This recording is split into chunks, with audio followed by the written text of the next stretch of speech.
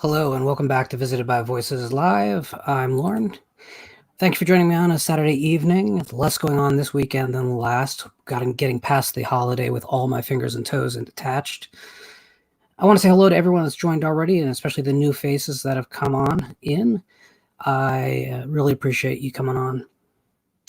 So today, before I get to the subject of the video, which is my top 25 films of all time, and really it's more of an opportunity to discuss the films, why we like them, why we might dislike them. It's meant to spur conversation rather than just me spouting off what I like and what I don't like.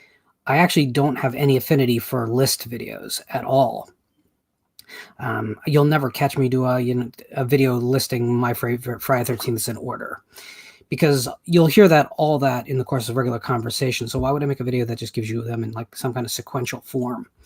To me, that just feels like something that's easy to market on YouTube, so you'll know you get hits off of it. But at the same time, it seems really shallow to me. And I'd rather have something whereas your opinion, unless it is something to do with Roy Burns, is completely as legitimate as everyone else. But before we start, a couple things. First off, I want to show you the glass I'm drinking out of.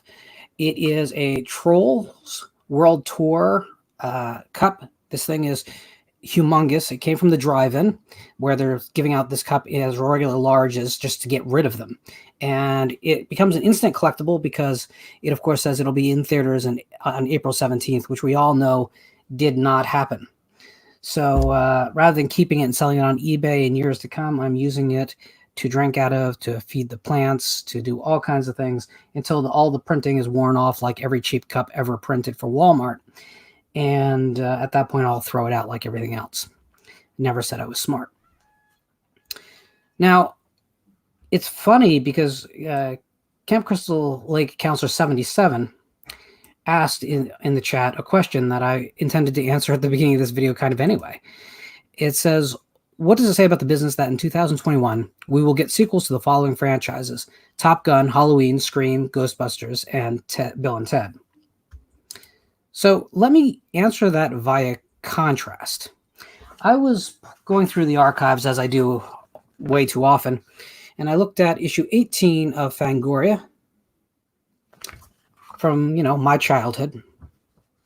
And Universal Pictures has a 2-page spread ad in it. And I want to read you the ad and let it sink in to the comparison between 1982 and 2000.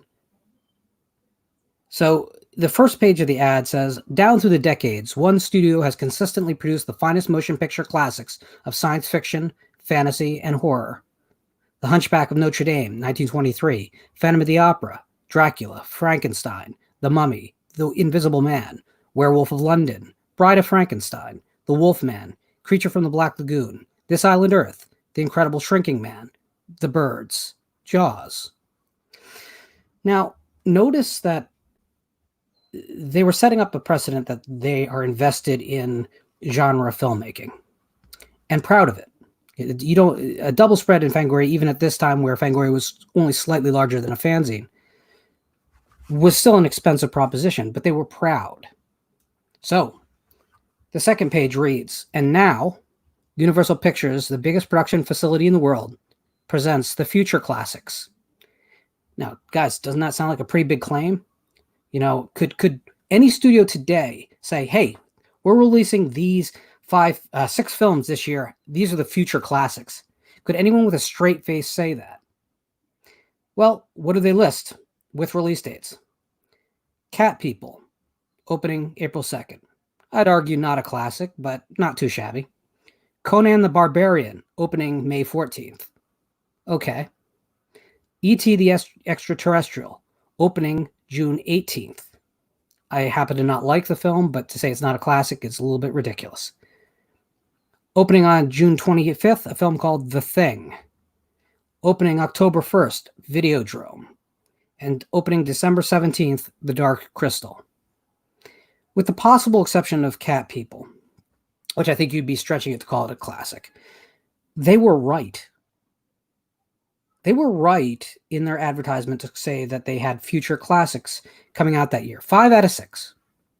What studio has this much invested in the horror, fantasy, science fiction genres and produce this kind of quality and are invested enough that they can brag about it before it comes out because they know what they're investing. They know the talent they're working with. And that's kind of the question. Like, why are we getting all these sequels to old franchises? Because they don't know what else to do. They don't trust the talent anymore. That's not saying they don't have the talent available to them. I think they do. But they don't have the respect for the talent for new screenplays. They want the safe, the easily marketed. And like a list video on YouTube, easily marketed wins the day. If you have to sell a new movie, say Hereditary, which didn't do all that well in theaters, how do you go about selling it? Well, with a provocative trailer. But isn't it easier just to say, hey, we have another adaptation of Carrie coming out. You remember Carrie, right? You love the book, or, well, you certainly love the first movie. And every few years there's another one, so you definitely know it, right? It just makes it easier for the industry to put something out that they know they'll get a return on. Now, that's the wrong mindset. Universal in 1982 had the right mindset. They bought a huge ad in what was at that point the biggest fan magazine on the planet. And they said, look, guys, this is why you should trust us, and this is what we're putting out. And they were right. They were honest. And that kind of legacy is what's keeping them alive today. Because, yes, The Thing was a cult classic that didn't particularly break the bank. You know, it did not do very well at the box office at all. But you know what? It was popular enough in perpetuity that they bothered to pseudo-remake it a couple years back, didn't they? So even a film that didn't make them tons of money at the box office still provided a legacy.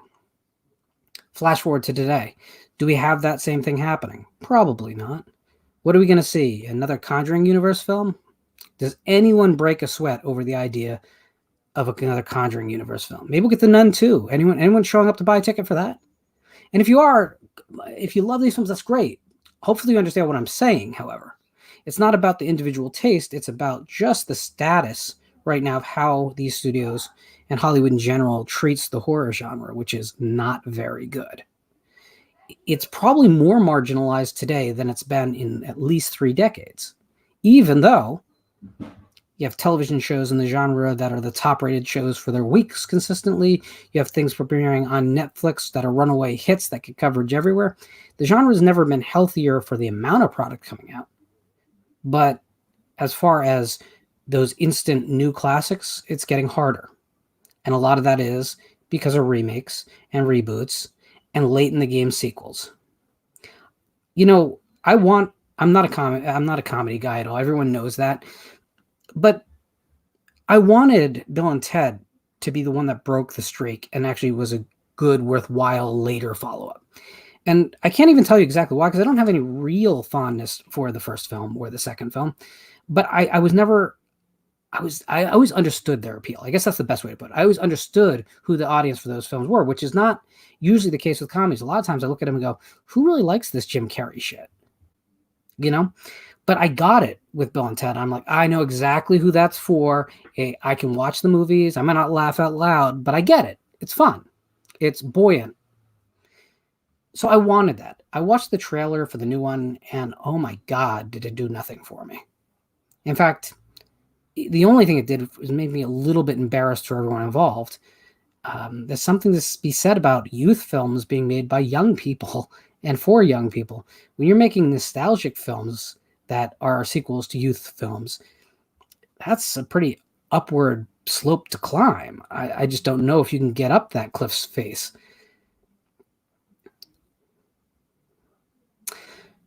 So please keep all that in mind as we go over my list of top 25.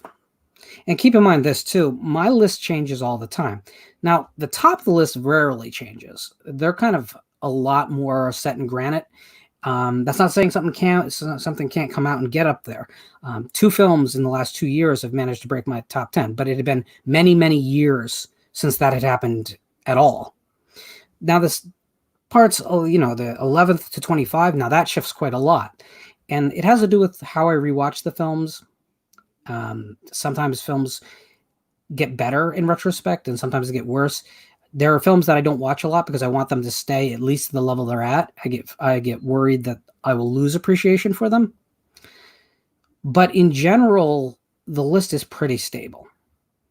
And while you'll notice that there's all kinds of time periods and decades represented, the interesting thing is you'll notice that I definitely have a sweet spot for a certain time period in the business.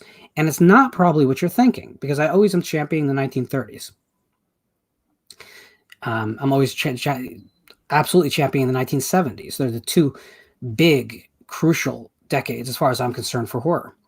But you're going to notice something else here.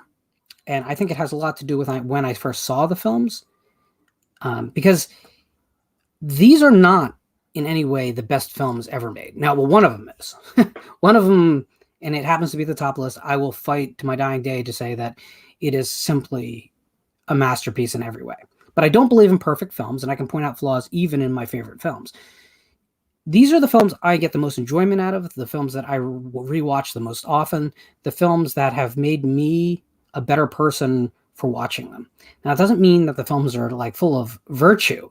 Some of them are the opposite of that, but I always learn something more about myself, and that always has made me a better person. Also, keep in mind that my tastes do run to things that have either multiple levels of storytelling going on, or the exploitation thrills are unapologetic. I don't really like films in the middle, which is kind of why I don't have the love for the late 80s slashers that a lot of people do. When we got to the period where the MPAA was just dicing those films down to nothing, the only reason to watch a good slasher is the visceral thrills, with one exception, and I'll point that out on the list. But if you remove the visceral thrills by force, at the end of a gun, as it were, with the MPAA, you're not left with enough for me to really connect with the movie. So while some people say, well, I love it because of the bad dial, it's like, no, there's enough good with all the elements still intact that I'm not going to champion a film that loses most of its reason for being. That said, gore and nudity and violence alone isn't going to make me love a film either. So just piling that on is not necessarily going to do anything. I have to feel something from the movie. And if a film makes me feel uncomfortable, that's a win. If a film makes me angry, if it makes me cheer for things I didn't think I could ever cheer for, I really do appreciate it. To give you an example, there's a film called The Final Girls, which is not on my list, but that film made me feel things in the course of a slasher film that I didn't ever think were possible. And that is, to me, the strength of any good film, is that it takes you someplace you can't go any other way. And that's also an indication that we shouldn't be endlessly doing sequels too, because sequels tend to not be as capable of taking you emotionally to that distant place where you've never visited before. So sit back. I hope you have a good drink in some large canister. Hopefully no one out there has anything quite as cool as my Trolls World Tour cup. Sit back with a drink, and please pipe up in the chat. I will watch the chat, and I'll try and respond to you in time. Obviously, there might be a little bit of a lag, but I don't think it'll be that bad. This might be a little bit longer of a video because I'm already going along with my introduction, but I think it'll be a pretty good conversation for all of us. So, number 25 was 2019's Ready or Not. Now, this is a film that I went in thinking was going to be extraordinarily bad. It looked like the trailers made it look like every other kind of generic, cynical horror film that has come out in the last 20 years. And what I found on the other side was something that, despite a concept that's undoubtedly wonky, it was a film that had you rooting for not just your heroes, but also your villains. It was just populated by all these really cool, fun, interesting characters with these awesome dynamics. So much good character work that was done so efficiently. And the plot itself is it's a setup plot, you know. It's kind of like, okay, here's what it is, now go. And it never evolves past that, but it's so kinetic and so fun, and it just keeps moving. I think Ready or Not is an instant classic. And while 25 on the list probably seems low, you got to consider I've seen a lot of movies. And for something this new to be on the list at all is definitely a notch in anything's cap. Now, number 24, and I'm going to take some hate for this, is from 1978. It's a film called Halloween. Now, I know I'm a horror fan. Most people would put the original Halloween in their top 10. Halloween is a weird sell for me because while I love the film, I don't think it is the best slasher of all time. I don't even think it's close to that in many ways. You'll see other slasher films appear on this list a lot closer to the top. Halloween is really a really efficient film, but there are things about it that I've always held it at arm's length. While Laurie Strode is a perfectly acceptable final girl, she's always telegraphed as the final girl. Like, even as a kid, when I first saw the film, if you were to ask me who's going to survive the film, it would have been an easy pick. And that's not necessarily a criticism, but it does remove some of the suspense in what is otherwise a suspense film. Because it's not a slasher film in respect of the shocking slashers of the 80s. It's definitely a 1970s suspense film. It's definitely that traditional, Hitchcockian bomb under the table film. It's about Laurie not knowing what's going on and the shape getting progressively closer and closer and the spaces we reside in getting smaller and smaller. It's very efficient, but it almost feels a little bit too film school to me. It's like it takes its notes on how to do this a little bit too close to the chest. To be fair, there wasn't the template yet. There were some films that were setting up the template, but besides films like, Night of Terror and Black Christmas and Psycho, of course, there wasn't a lot to draw on. So it seems like a weird criticism, but keep in mind, this list is made for how I feel about movies today. If you were to go back to when I was 20 to make the same list, I suspect Halloween would have been in my top 10. And I think it's a statement about who I am today and also how film has evolved, that at this point, Halloween is in 24th place. And Stick Sauce says, "You've made me go whoa twice already." I think in very different ways, probably. DJ Donnelly says, "Halloween has problems like how did he learn to drive?" Absolutely. And a line of dialogue is never an answer. I have the same problem with Aliens when they say, well, the girl survived this long, put her in charge. Well, that doesn't answer the question of how a little girl survives when military grunts don't, right? Just putting a line in there is not satisfactory to me. Halloween has more than that, though. Halloween has this problem of this car driving through town with a emblem on the side.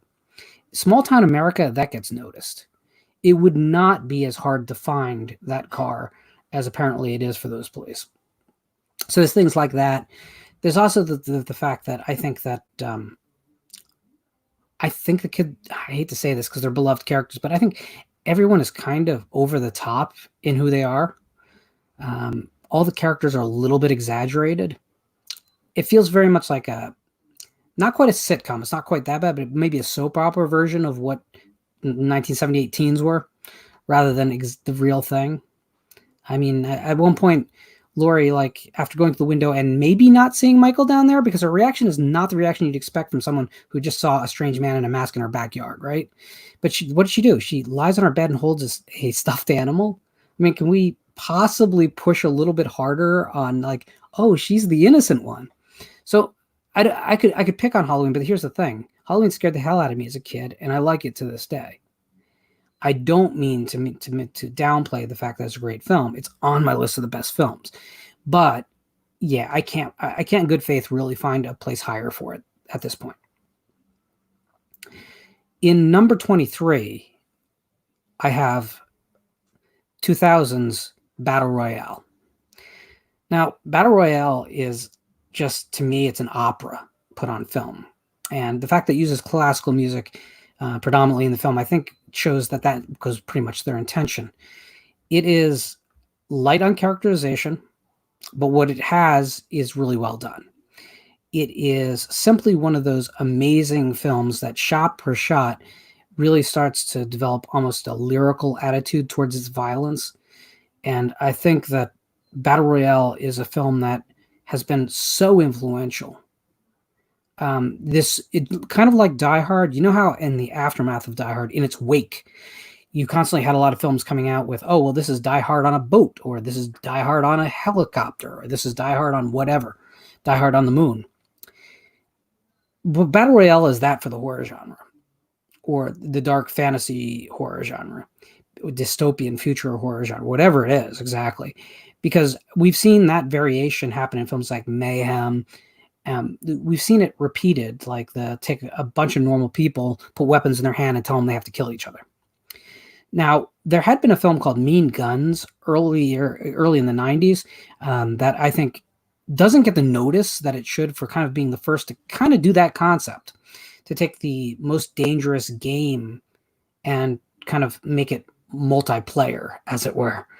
But I really love Battle Royale. I think it is completely underrated still, because even though the people who know it love it, everyone should know it. And it's a film that should be being, I mean, I should see Battle Royale stuff everywhere. There should have been US action figures, which I wouldn't buy because I really don't buy toys.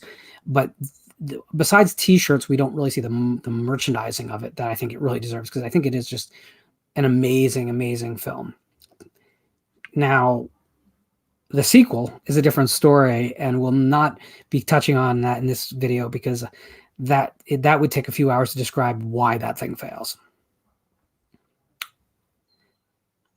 Borderline 11 puts his top 5 in the list on the chat. It says The Hitcher, Chainsaw, I guess the first, Dawn of the Dead, Day of the Dead, and The Warriors.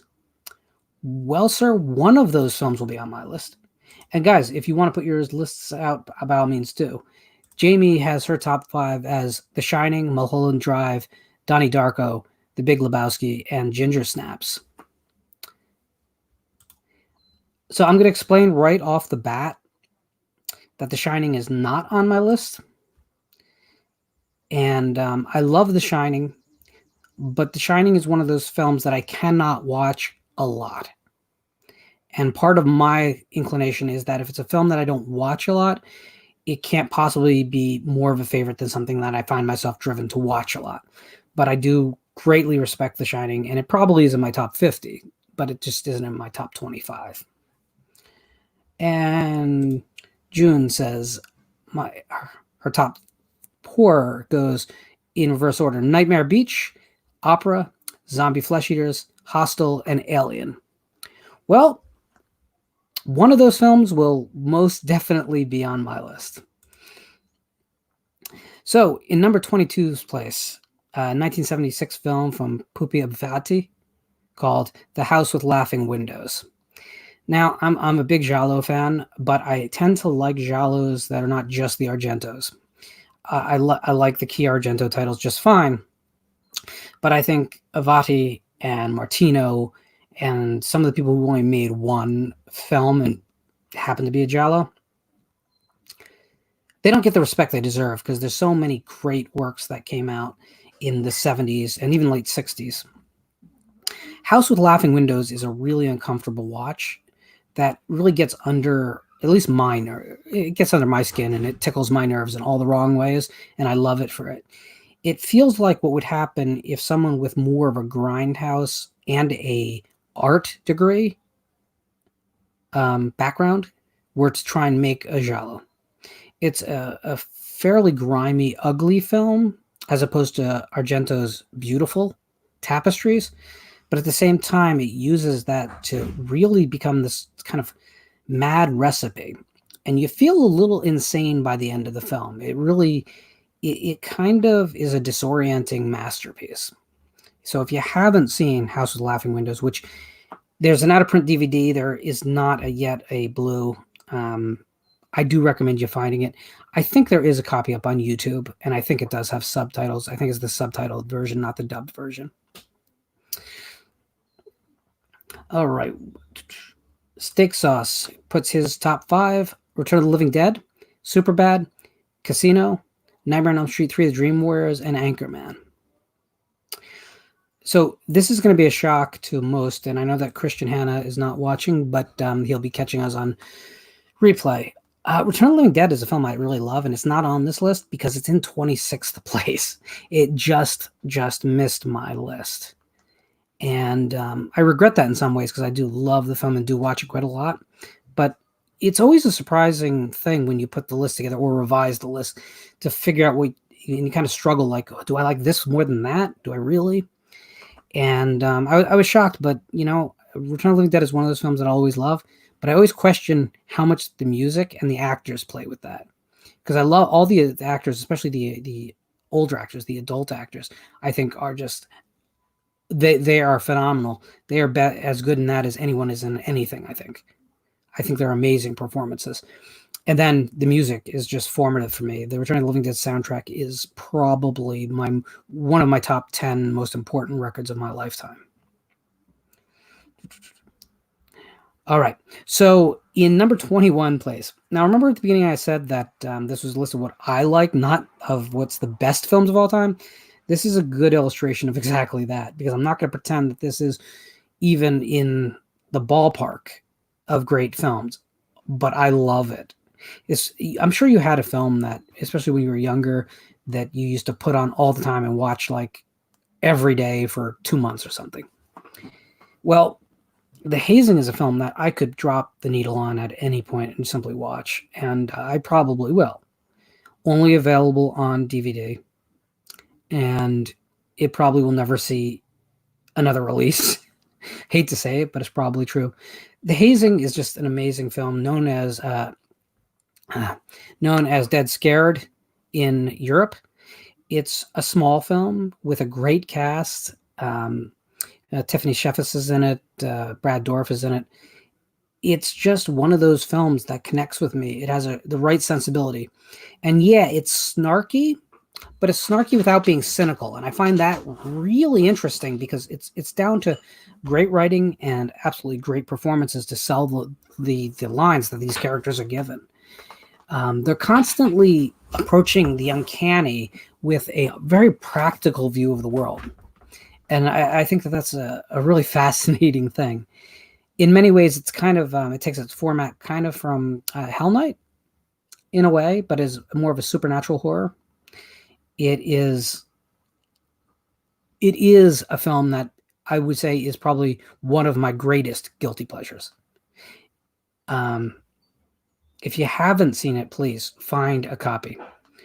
Jacob McCullough says, I love the twist with the blonde and the hazing. Yeah, and that's the thing. The film is very, very, very smart about being dumb. People want to compare it with something like Evil Dead 2, but the thing is, it keeps doing things that are just more surprising than even in Raimi's movie. And it's not all wrapped around a single performance. Like, all 4 of the leads really carry that movie in their own way. So, The Hazing is at number 21. At number 20, we have 1998's Biozombie. Now, Wilson Yip's Hong Kong features are not really well known. There was a Media Blasters DVD release of it in America. I had already owned the import from Hong Kong on the Maisang label. I love this movie, and to give a synopsis of it, you'll think I'm giving a synopsis for the wrong movie, because it is about a group of characters who get trapped in a shopping mall during the zombie apocalypse. So, yeah, I mean, you think you know what that is, right? But here's the thing. It's a film that's about consumerism, and not in the way that Dawn of the Dead is. Because while Dawn of the Dead is just making a blanket statement that capitalism it'll eat the masses alive. It'll turn them into mindless drones. That's not what Biozombie is doing. Biozombie is suggesting that the masses are probably already that. But it's a film with an amazing style. It is a horror comedy, but it's one that the jokes all land. For me, they all land.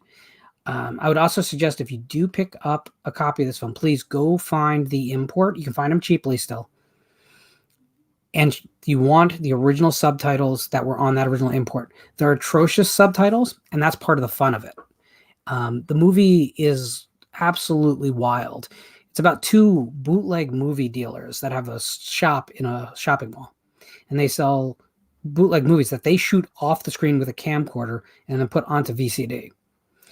So, I mean, the movie literally opens with a VCD recording of them recording a movie in a movie theater.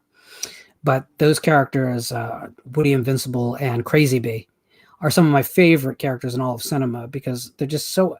Everyone in that movie is out of control, absolutely out of control, and it's a fearless movie.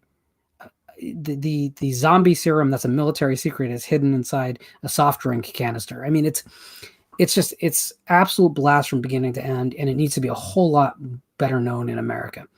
Biozombie people, find it.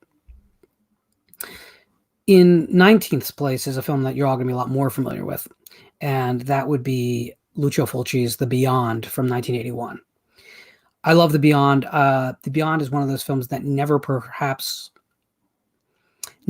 found its way to the mainstream, but got big enough among the horror fans that is pretty widely and well known. To the point where as Grindhouse re-released it to midnight movies, in the early 2000s, and it was a big deal still that the movie was back out. It's definitely Fulci's most vibrant film. It's definitely his most painterly film. And I think Schweik is a great villain, especially providing a villain that's not on screen very much. I think the movie has this amazing ability to be scattershot and wild, but yet still hold together as a piece because it's about a warlock who's a painter. So the film is allowed to be impressionistic because they set it up inside the film. It's very smart, even though the plot is intentionally dreamlike and it's not a conventional narrative. I think The Beyond is not Fulci's best film, but I think it is probably his crowning achievement, which is interesting that I think he's made better films, but The Beyond is the one that usually blows down the doors for people. The Zombie is obviously the oh my God movie, but The Beyond is the one that kind of creeps into your soul and kind of lives inside you for long after you're done playing it. So I love The Beyond. I love Lucio Fulci. So it's an easy pick that he lands at number 19. We'll be seeing a little bit more of him in a little bit. Very little bit. And Jacob adds, The Beyond is my favorite Fulci, perfect cosmic horror. With one exception, I agree with you. And for the cosmic stories, or the Gates of Hell proper, well, I can't really even say that. What I'd say is I think it's a superlative example of imagination inside of horror cinema, and we don't get enough films that take as big a chances as The Beyond takes. So number 18, this should be a surprise to absolutely no one at all, but Jason X. Jim Isaacs' Jason X, which, although not shot in 2001, came out in 2001, is, again, one of my guilty pleasures. But here's the thing, guys. I don't think there's anything about that film that isn't perfectly an extension of what came earlier in the franchise. All the elements are in place. The only thing is it knows how silly the franchise had become by that point and just wraps its arms lovingly around every frame. It wants to be a Friday the 13th film. It wants to be a celebration of what came before. Don't let the setting throw you. Seriously, don't let the setting turn you off. It is wild. It's crazy. It's, I think, a beautiful production. I do not understand when people talk about it being cheap. Sets from Jason X are still appearing in film and television shows today. They sold the sets and they continue to be reused. And people say, well, it looks cheap to me. I'm sorry. I just don't see that. I just don't see that. Jason X is one of the most fun movies I've ever seen. And when it finally did come out, I like the rest of you, I owned it on VHS for a year before that. But I went to the movies and I had a ball with an audience that was also having a ball with it. And I think most of them had seen it by then too. But Jason X is, to me, what the Friday the 13th franchise needed to be at that time. I love almost all the installments of Friday. There's 2 I don't, but I love almost all of them. But I will say, like, Jason Goes to Hell is not really what the Friday 13th series needed to be at that moment. Freddy vs. Jason certainly wasn't what the series needed to be at its moment. Jason Takes Manhattan, it was the wrong direction. Even New Blood is the wrong direction for that franchise. Jason X embraced the right film at the right time. The haters out there, go ahead and hate it, guys. That's cool.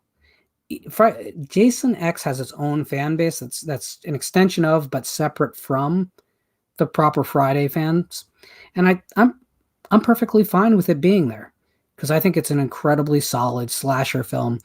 That I will tell you. The other thing is, I put that movie on, push play, and I'm always shocked by how quickly the movie's over.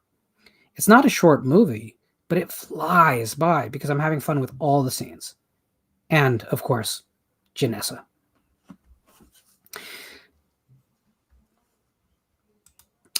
DJ Donnelly says Uber Jason was underused. I can partially agree with that, but I will tell you that the plan was, if the film was a big hit, that you were going to get an entire sequel or sequels with the character in that form. Now, we didn't get that, not in film version anyway, but there are some pretty exceptional novels that sequelize the series from that point. And Nancy Kilpatrick's books are in that series are particularly great. If any of you are interested, I did an interview with Nancy that appears on Friday the 13th, the franchise website. Nancy is a friend. We've worked together on anthologies, so definitely check her work out. Not just Jason X novels, but certainly the Jason X novels if you're a fan. Lost Cunningham, I'm not going to read that comment. So, in 17th place, we return to Lucio Fulci for what is his highest film on my list, and that is House by the Cemetery from 1981. Now, that's the same year that The Beyond came out. So, in a way, Fulci wins the list because he really had 2 films released the same year that ended up on my top 25. And although neither of them broke, say, the top 10 or even the top 15, it's not the point. Who makes 2 films in the same year that connect with anyone on such a deep level? That's amazing. House by the Cemetery, to me, is almost everything I look for in a horror film. First off, House does something really weird, because the first hour you're kind of having fun with the movie, and it's kind of a rock and roll good time that you're kind of like rolling with it and smiling at the gore, and you think it's fun, and there's these weird ass scenes which I can explain, but I'm not going to. But then something weird happens. The final act of the film, it gets really, really intense. And Fulci pulls out all the stops just to ratchet up all the tension he can bring from just a dark basement, a kid crying, the sounds of, an almost animalistic baby cry, this monstrous human who doesn't even, he's almost like an abstraction of a human. Dr. Freudstein isn't even a slasher properly. There's something far more disturbing going on. He bleeds maggots. It's an extremely intense last 12 minutes of that movie. And I think it's by far Fulci's best filmmaking. And I think that if you pay some attention to some of the less obvious sequences, the film kind of decodes itself for you. And that ending, which a lot of people get upset about, although abbreviated from what was in the original screenplay, it still tells an amazing, amazing twist. And I think it's a film that should be revisited by a lot of people, because too often I hear, even my friend Piz often talks about when he talks about his favorite Fulci films, House by the Cemetery is the one he can't connect with. And I had exactly the opposite experience. To me, it's the film that not only do I connect with, but if I had to have a Desert Island Fulci movie, House by the Cemetery wins every day. And Dave Vanderhoff says, House by the Cemetery is my favorite Fulci. Absolutely, sir. Jeff Overing says, I just got House by the Cemetery on Blu-ray. So did I. I'm not going to upgrade any further from it because it looks gorgeous, and I'm just done. I have what I need. I love the film, but I'm done, right? Jeffers Overing Us says, I love it. It's good to hear a lot of love for the film because unfortunately when people talk Fulci, they usually talk about Zombie, The Beyond, New York Ripper. New York Ripper used to be a film that no one used to discuss, and now they discuss it like ad nauseum, right? But House by the Cemetery, for some reason, doesn't get discussed as much as it should. And again, that's a film. There should be Dr. Freudstein cosplay at every convention. Russia's Ashes says, I love when McCall's character Lucy is being pulled down the stairs and hitting her chin on every single rung to this horrific clunk, clunk, clunk, clunk sound. It's so good. It's so good. Because it's in the chat, and he chimes in saying, I connect more with House than Ripper. Well, that's true, sir. You don't like the sleazy aspects of Ripper quite so much. I miss the clearly... Having a character that's so clearly misogynist in a really sleazy world is not for everyone. I know how you prefer your sleaze, and it's a little bit cleaner. And that's why I'm not making any defense here of New York Ripper. I like the film, but I think it's an experience movie. I think unlike a lot of Fulci, it's not escapist, and that takes something. It's definitely not a beginner's horror film. But yeah, no, I'm not suggesting Biz, by the way. Don't take that the wrong way. I just understand that if the first time you watch it, you have an unpleasant experience, you're likely to carry through with an unpleasant experience forever with that movie.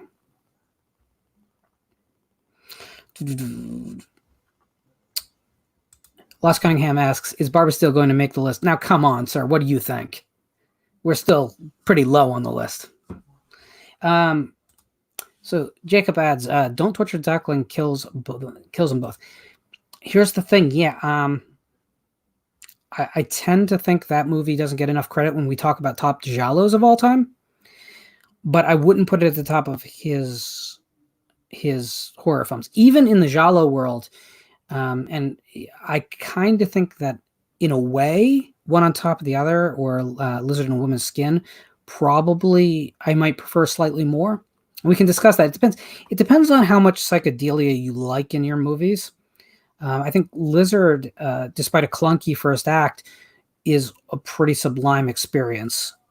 But who are we fooling? Like, Fulci was truly one of the best directors the genre's ever had. And even his lesser efforts towards the end of his life are always like fascinating to watch. So it's a little bit hard. It's a little bit hard to find anything truly negative to say. Jacob McCall gives his favorite Fulci here as The Beyond, Don't Torture the Duckling, The Psychic, Lizard in a Woman's Skin, and City of the Living Dead. So I'm going to point out The Psychic there. I like The Psychic a lot. And The Psychic has been like loosely remade / ripped off quite a lot. You could make an argument that it might be Fulci's most successful film. It's definitely his most commercial looking film. It behaves like a normal movie. It doesn't have his normal nightmare sensibilities to it. But at the same rate, I think it's really interesting to see him play in a commercial pool for once. The same reason I really like watching The Dead Zone from David Cronenberg is sometimes you want your artists to be constrained a little bit just to see how they react inside a more commercial setting. David Lynch making Dune was, to my mind, although not ultimately successful because of money problems, it was a fascinating look at what we could be getting out of commercial films if we put real artists in charge of them.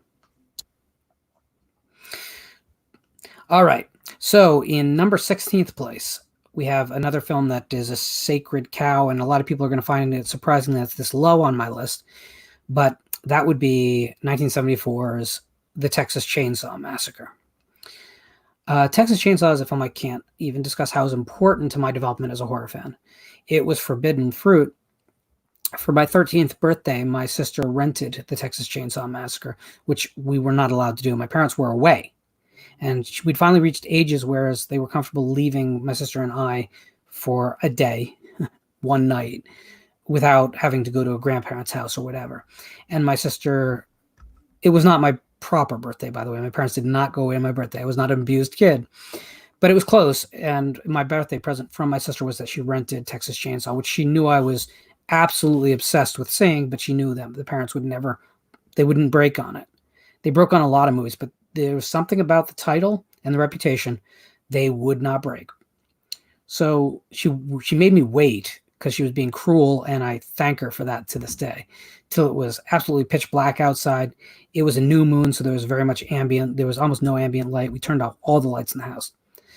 Texas Chainsaw went into the top-loading VHS player and descended into the player. It made a whirling sound. There was almost no breath in the room. I had inhaled all of it, and I was holding it. I was in disbelief that I was about to see the Texas Chainsaw Massacre. With that much buildup, especially at an age when I'm coming into my personality, which is a little bit more cynical and a little bit more pessimistic, you'd expect, well, that probably didn't work out well for you. But the opposite is true. The Texas Chainsaw Massacre is absolutely everything a horror film could possibly be. It is this grand Southern Gothic film really about madness and family decay and the end of the world. I always come back to it feeling like a film about the apocalypse. Perhaps not a physical apocalypse of the world itself, but that film exists in a kind of world where society has failed. It's crumbled in the same way that the Mad Max films feel like the world has crumbled. It's different because it's a horror perspective, not a science fiction perspective. But every character seems hopelessly flawed in some way. And the only functioning family we see are these madmen who have no women in their household, who live in absolute squalor and poverty, and they've gone absolutely insane. Their former profession as slaughterhouse employees has bled over into their everyday life in an unimaginable way. And the film is not without its humor, but even the humor isn't laugh out loud humor. It's humor that kind of hurts you a little bit. It's weaponized humor. The Texas Chainsaw Massacre has its shortcomings, which we don't like to discuss, but it was made for a budget by basically college kids. It's not a perfect film, but it's that rare case where the imperfections actually add to the experience in a fundamental way. I don't think a polished Texas Chainsaw Massacre film, like the remake, which I like quite a lot on its own, could ever be as powerful. It's a film that could only have been made by those people at that time, at that moment in history. I always think of the Ramones singing "The End of the Century" when I think of Texas Chainsaw Massacre, because it makes me think of that time period. We mid-70s, we're heading towards the end of the decade and the end of the century. We're thinking about everything that's going wrong. There's oil crises. We just got out of a horrific war that should never have happened. It was fought over ideology, which we sacrificed how many American lives to what exactly? No one could quite explain it then, and no one can explain it now. It's just about people who believe something different than we do that don't affect us in our everyday life, but we needed to sacrifice hundreds of thousands of American soldiers over it. It was this desperate, ugly time period, and so it needed a desperate, ugly film, and that's what the Texas Chainsaw Massacre is to me. And notice I just had that whole spiel about Texas Chainsaw Massacre, and I never once said the name Leatherface. Number 15 on the list. We're starting to get up there now. And this is where the list is starting to get tougher for me, but it's also where the list moves a lot less often. Number 15. We go back to 1968. George A. Romero's Night of the Living Dead. Now, Night of the Living Dead is so classic, I don't know what I could possibly say about it. But it's a film that everyone told me for so many years, it's weird, like kind of grainy documentary look is what makes the film powerful. Well, guess what? Elite, in 1991, Elite cleaned up the movie for a video release on Laserdisc, and the film didn't lose any of its power. Then we were told, well, it's because of the social commentary that's just under the surface. And then Romero, by the mid-90s, was telling people, I didn't intend any of that, guys. And the film didn't lose any of its power. If you look at it from the outside, Night of the Living Dead is a B movie from the 60s. I mean, we're kind of half-assed given a reason why the zombies rise in the first place. Oh yeah, there's a probe that crashed to Earth. Well, not that we saw it, because we didn't. But there's something about the lack of information, the lack of solidity to the storyline. The characters don't know why this is happening, so either do we. That is very much against the grain in filmmaking of the time, and even today, but is so much more powerful. I like the fact that although we love Ben, and he's a great hero, he's also very pragmatic to the point where he's wrong. He knocks Barbara unconscious at a certain point because she's going crazy and freaking out and maybe going to run out the door. There's a real brutality there, even though he's right. But he's right because he's wrong. Ultimately, his decision, he doesn't want to go in the basement because, it's a death trap. Well, he's wrong. If you don't notice at the end of the film, he comes out of the basement. If he perhaps had just screamed out or written out a note on something, maybe he could have survived it. But his idea was not correct. The Coopers were actually correct about strategy, but he was right about humanity.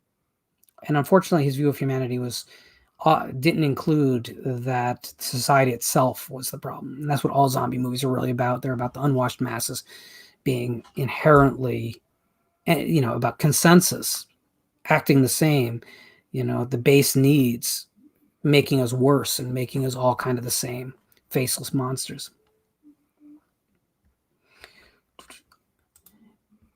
Ademo Macri, welcome, by the way. Welcome to the chat.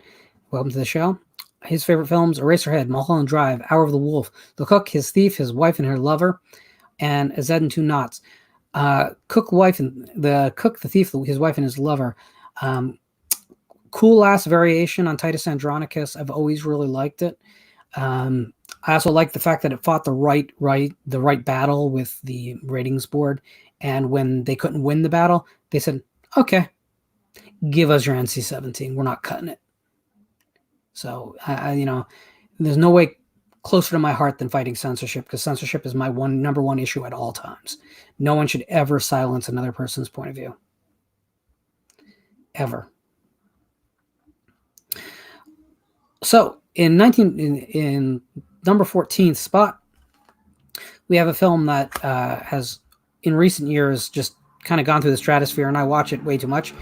It just recently got a deluxe Blu-ray edition, where unfortunately it wasn't a new transfer, but it does look pretty damn good anyway, and that is 1943's Captive Wild Woman.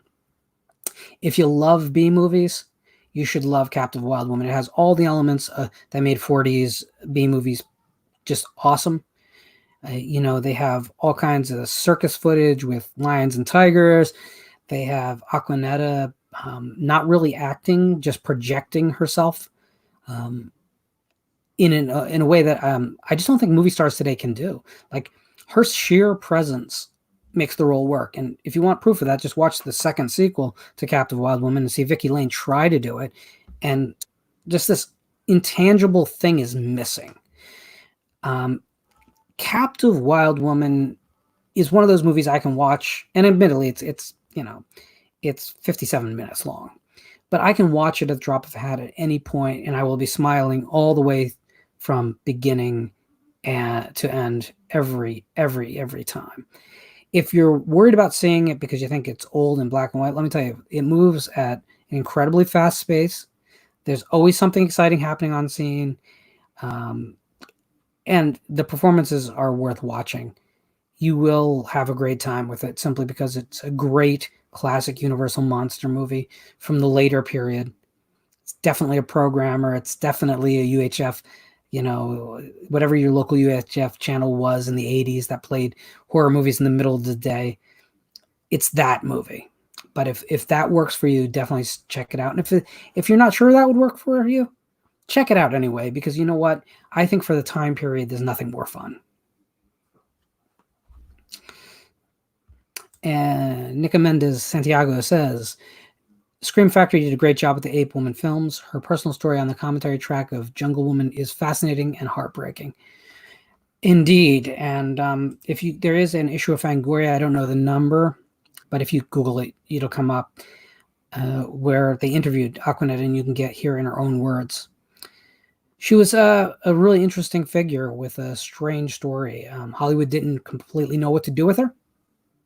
And ultimately, when the producer decided he did know what to do with her, she decided that she wasn't going to play that game, which was all too common on the casting couches of America.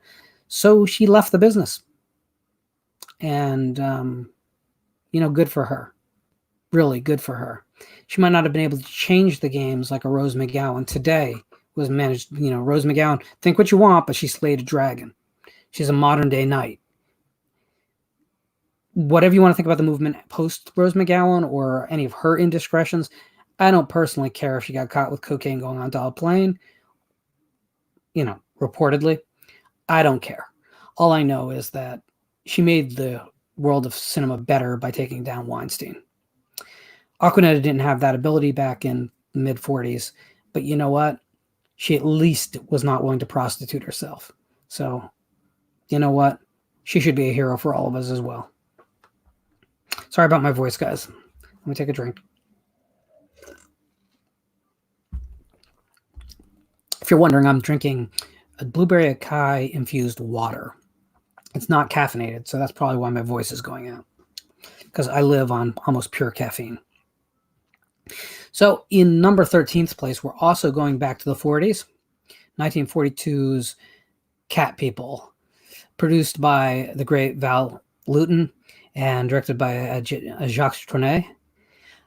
Cat People is just a study of how to make a film tense and uncomfortable, and how to get scares out of the audience that the audience is projecting on the screen rather than you're putting on the screen.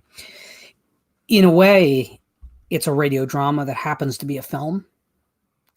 And it's also probably one of the most beautiful things ever put onto film, because it respects its audience so deeply that it's not afraid to tell a complex story inside what many would say is a genre that's disposable. This is one of the great pieces of art of cinema, period. And the Cat People remake did it no favors, because all it understood was that there was a connection between, repressed female sexuality and monstrous cats. The movie doesn't play right because it leaves nothing to the audience. And while I'm not one of these guys that says, well, what you don't see is always scariest, that's not always true. It depends on what we're talking about. You have to have some nuance to your conversation. Just saying that it's always scarier to imagine something, that's not true. Now, sometimes limited views of something are more powerful than a lot of views. I'd say the original Alien is a good example of that, or even Jaws. But you at some point need to have some nightmare fuel. There's a film called Satan's Slave,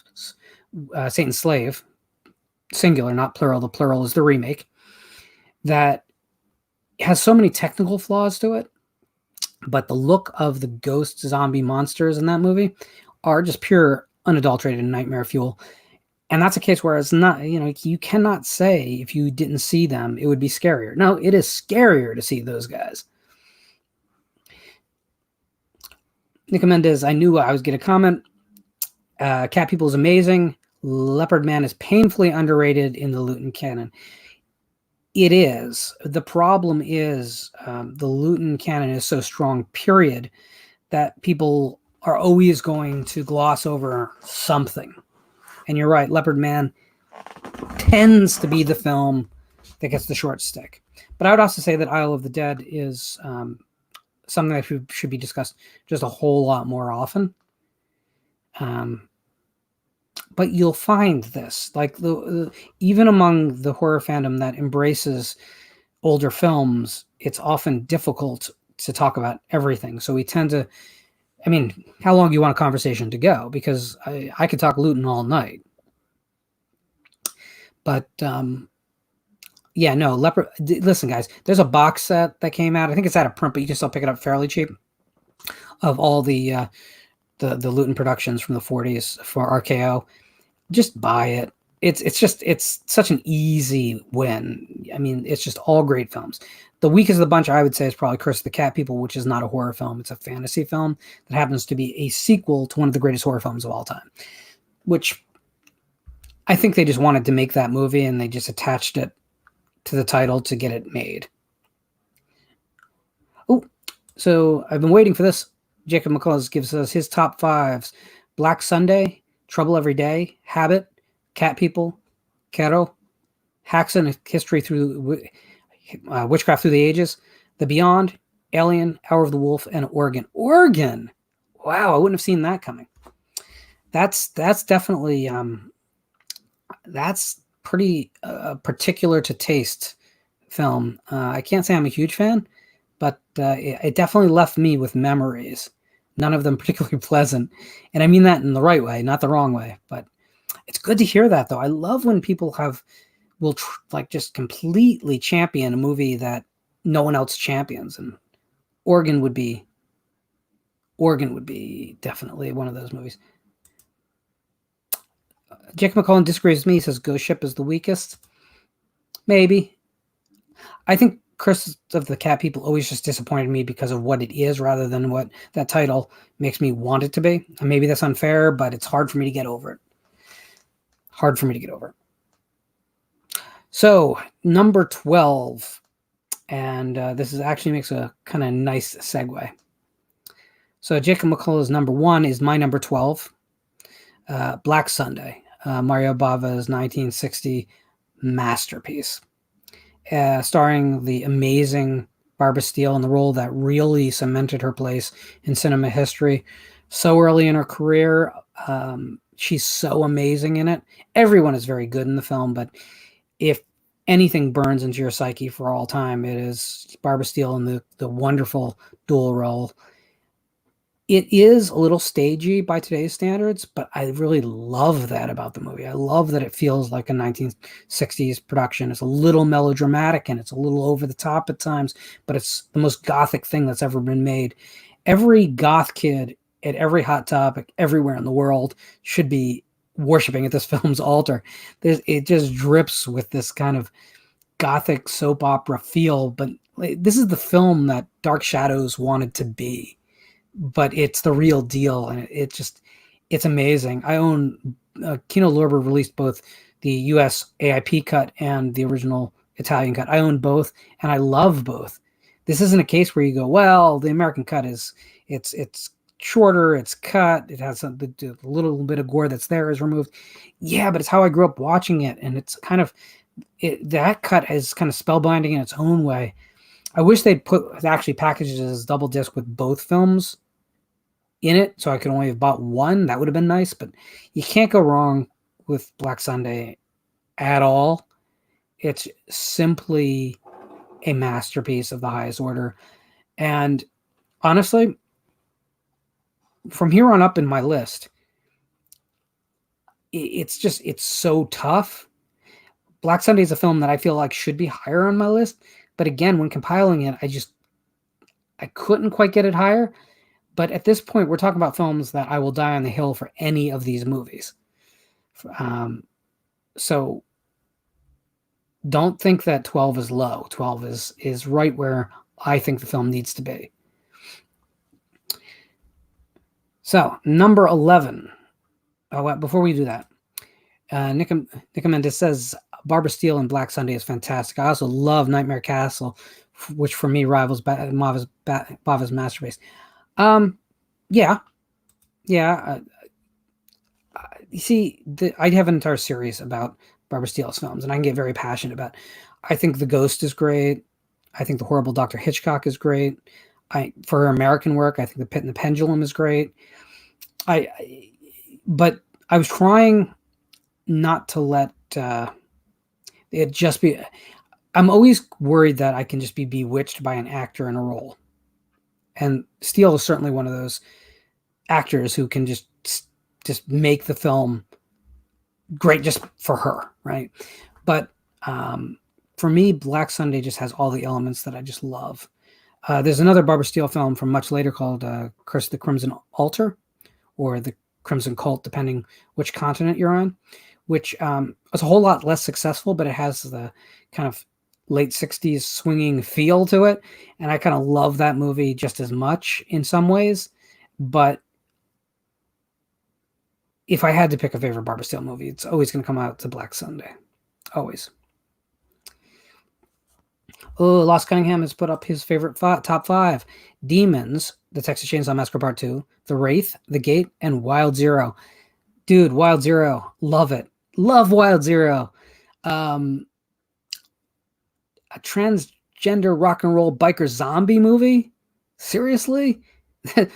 Is there anything not to love in this movie? It's insane. It's one of the great Japanese, like, out of control cinema experiences before that became kind of a dumb video trope.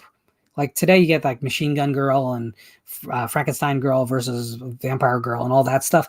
And all that stuff just feels like they're going for that for no reason other than the yucks. But Wild Zero just feels like insane genius. So yeah, I mean, take Lost Cunningham's, take Timmy's advice and check out Wild Zero if you can find it.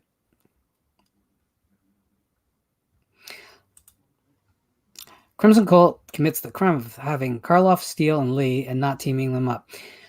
Well, Lee and Karloff are on the screen a decent amount together. Steele exists in the dream world because her character is dead, so they don't get to cross over. Yeah, I can see the complaint, but how many films can say they have Karloff, Steele, Lee in an adaptation of H.P. Lovecraft's Dreams in the Witch House? How many films can say that? I'm willing to give it the benefit of the doubt. Lost Cunningham says, watched Black Sunday for the first time last week. It was awesome. Had a good vibe. It's just awesome. If you know which cut you watched, put it in the chat. All right. So in 11th place, we're getting down to the top 10 after this. In 11th place, we have one of the most recent films on the list, which is 2018's Hereditary. Ari Aster's masterpiece. I think it is simply one of the most important films made in horror history. I love how smart it is without ever being embarrassed of being a horror film. It is a horror film from top to bottom, but it is as artistic and as complete as any film ever made. It is just a towering achievement. Now, it's also a really hard movie to watch, on a regular basis, because it's a movie about grief. It's a movie that makes you feel really uncomfortable. I always say that I like movies that make me feel things I can't feel anywhere else, especially if they're things that I wouldn't want to feel in my personal life. But I get a chance to feel them by watching a movie, whereas I can turn the movie off or I can walk out of the theater. And Hereditary's hardest scene for me is the scene where after Peter has the accident and Charlie is dead, the film is very clever because it doesn't overly telecast it. But the idea that he doesn't know what to do, so he just drives the car home, parks it, leaves the body in the back seat, and just goes up to bed. And we stay with him. We don't see the discovery of the body, we hear it, because that's what he's doing.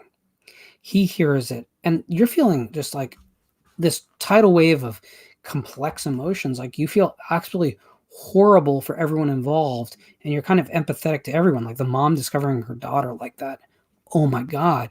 But he's feeling guilt and shame, and he knows he's going to be blamed, and he doesn't have any good excuses for what's happened. And you can see that he's just numb beyond belief, and just his own grief is so deep because it's mixed with all that guilt and dread. We all have little things we could attach to that kind of feeling. Like if you ever got a really bad report card, having to deliver that report card to your parents. But think about it times about 1 million, and that's kind of what you get in Hereditary. I also think Hereditary just has an amazing plot. It does some awesome things, and it doesn't scream at the audience, hey, did you get what we did? Let me explain it 6 times to you. It's a kind of film that just trusts that its audience are smart enough. And I have to say, like, I think being treated as an intelligent movie viewer just inside the genre is something we need to see a lot more of. Now, movies like The Lodge and Relic, which hit VOD yesterday, and you guys should all be checking out Relic. It's another really smart, really, really effective, and very emotional horror film. I think we're starting to get more films like this because Hereditary just completely stamped the door down. So,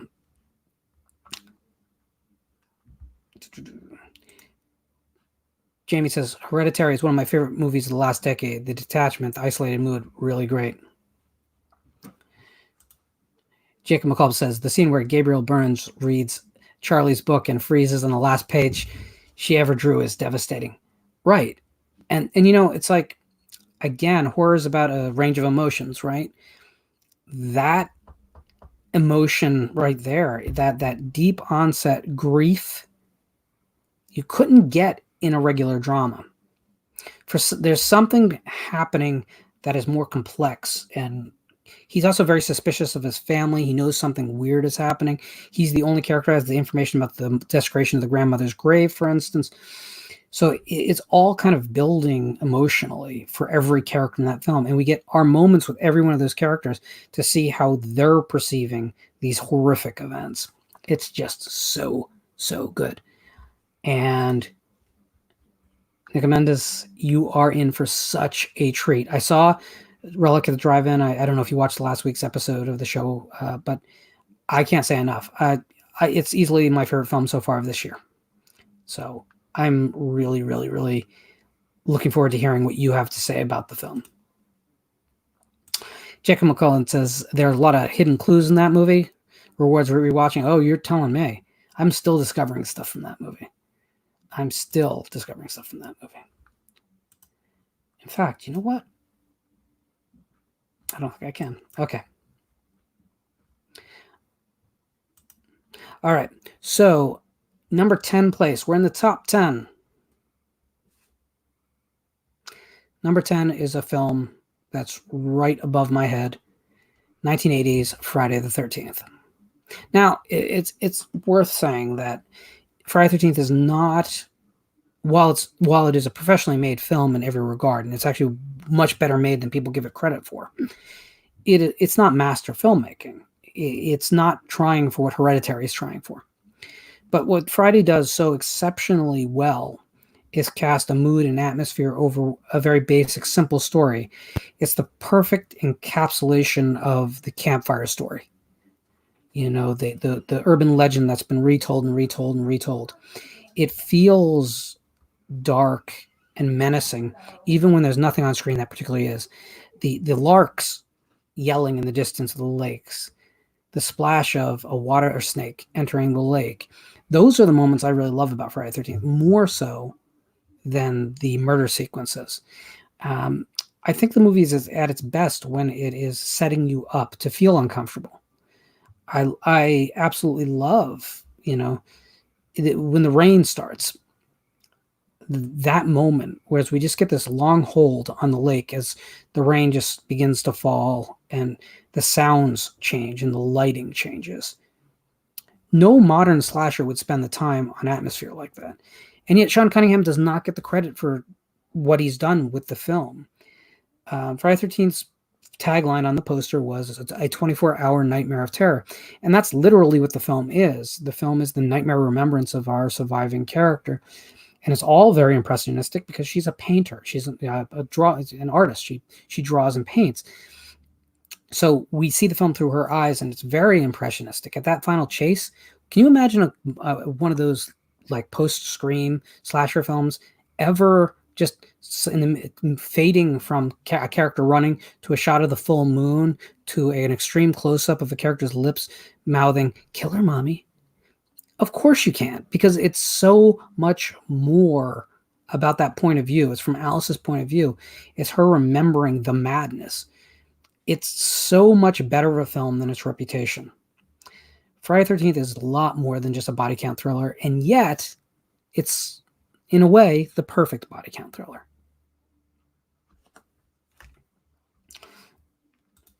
Jamie says, Friday the 13th, the one that addicted us all. That, I'm discovering, is absolutely true. I don't know if any of you watched my conversation with Reanimate Her, but it was her gateway drug too. And I mean, I only knew her kind of through her videos and a little bit of interaction, but the truth is, like, Friday the 13th is kind of the tie that bonds so many of us, and a lot of people want to talk it down. Like, I just talked about a film, Hereditary, that has such great meaning and storytelling genius, and Friday is actually above it on my list because this is about what I like the most, not about what's the better film. Hereditary is a better film than Friday the 13th, but I like Friday a lot more, or at least I like Friday more. When we get this high on the list, it's kind of hard because there's not that much, vertical growth left. Nick Mendes says, I appreciate Friday the 13th more than I love it. I love 4 and, that's okay, 4 and 6. So I'm forever thankful for Friday that. You know what? At some point, watch for the original again. Just give it a watch and don't pay attention to the murders. Pay attention to all those transitionary scenes that set up that mood. Check out how the sound of the generator is used in the movie. Check out how the tea kettle shots towards the end of the film are used. It's so unsettling that we know, as an audience, know that, like, everyone's been killed but Alice. But Alice doesn't know, so she just makes a pot of coffee. Or she boils water in any case. I don't know if it's coffee or tea. I don't think that's really established. But it's just, to me, that's like what horror is. Like, the idea that you'd be doing something so mundane when such horror has happened around you, you're unaware of it. That's kind of that Hitchcockian suspense thing. But here it's not being done for suspense purposes alone. It's also being done because now the audience just knows crushingly what's heading towards this character. We know that the shock and the awe of these characters getting wiped out bloodily left and right. And it's this wonderfully oppressive moment of this common domestic scene. Love it. Agree 100%, Lauren. It's dark and moody, and that's why it's awesome. It's right. And the second film has a little bit of that. The fourth film has its own mood and atmosphere, but it's nothing like the original film. And after that, the series really never gets its mood and atmosphere back. There's films that have a little bit more here or there, but I would say if they have to make another Friday the 13th, which please don't, but if they have to make another one, make sure that we get that feel back. Make sure we have something to get under our skin a little bit. Don't make it just about the murder sequences. All right, so apparently we're drinking in the chat at an hour and a half into the video. That's pretty good. At number 9 on my list, we have 1998's Ringu, the Japanese version of The Ring, directed by Hideo Nakata. Here's a film that legitimately scared me, that I think is a kind of perfect, scary fairy tale for the modern age. It is incredibly superior to the American version. The American version had the ability to just borrow the scary imagery, and that scary imagery is so strong that it survives the translation with most of its impact intact. But the storyline itself and the movements of that film, the lyrical nature of the film, it's in the Japanese film, there's a nursery rhyme that plays a central role about and it's about demons that come from the sea. And it's interesting that it was removed from the American films because it's exactly what's missing from the American films is a sense of lyricism and a sense of mythology that's been updated to the world of VHS tapes. And I think there's something that just couldn't translate quite. Now, a lot of people love the American film, and I'm not downplaying it. I have my problems with it. It's not the worst thing ever. I just probably will never revisit it. But the original Ringu is, to my mind, exactly what I want whenever I turn on a horror film. And I will say this is one of those movies that got pushed down by a couple of newer films that have been released in the last couple of years. Ringu used to be sitting at number 7 on my list, and I felt that was a perfect place for it. So I'm a little sad that it's fallen to 9, but I'm actually overjoyed that films have come out that I love even more. So I'm trying not to be too precious with my list as I update it constantly. If something comes out and it's really just it's a better film, I gotta not protect the films that I want higher on my list, if that makes any sense. I know this list is only important to me. I get it, but it is important to me. June says, you're making me want to go back and rewatch a bunch of these films. Well, June, do it, man. Do it. I think that the key is that I think if you don't get anything else out of this video that I'm doing and out of the community discussion on the side of this video, the chat, please rekindle a love affair with a film that you love, but maybe haven't thought about in a while. And it's that time of the night where my cat has caught the crinkle ball and is going to come up those stairs with the crinkle ball because she wants a treat for having caught it. Can everyone hear that? I used to be accused of having a child. She's almost up. The suspense is killing you. Keep. She's been interrupted. So Jess Graham says, I drank a little bit too much the other night while singing karaoke. Lol, I need a day or two to recover. There aren't enough horror movies about karaoke. There's probably a market for karaoke horror movies, don't you think? Jacob says, I prefer the protagonist in The Ring. Still, Ringu is a better film overall.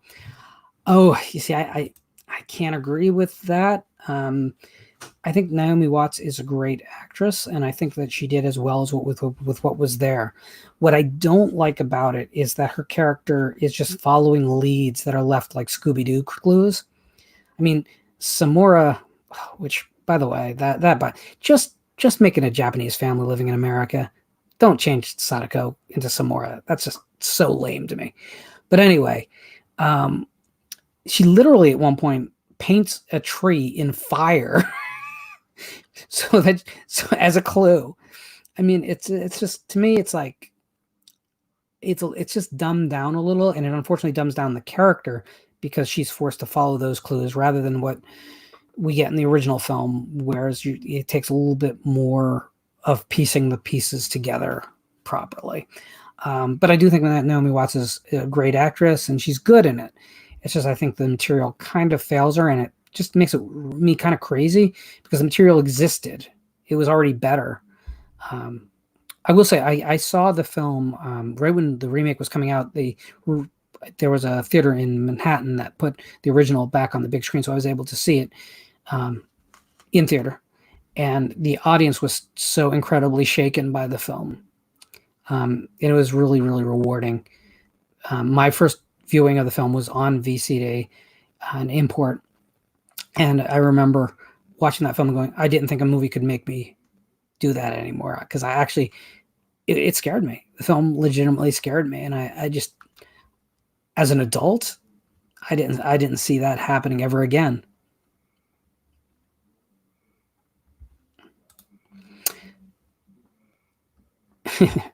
Jess says, my lady said about your kitty, it sounds like a child right before you said it. And then she said, get out of my head, man. No, I've gotten that a lot. My cat has only one toy she really likes. It's a do you guys know what I mean by a crinkle ball? It's made of foil, but it's a ball. But she loves it, but she catches it and then she brings it to me. But she screams with it in her mouth the whole time. And because she has it in her mouth, her meow gets distorted. And she's loud. I mean, you can't hear most of the other things happening in my house, but you can hear her. So, but sometimes she will decide it's too much work to carry it upstairs, and she'll turn away, which is what happened tonight.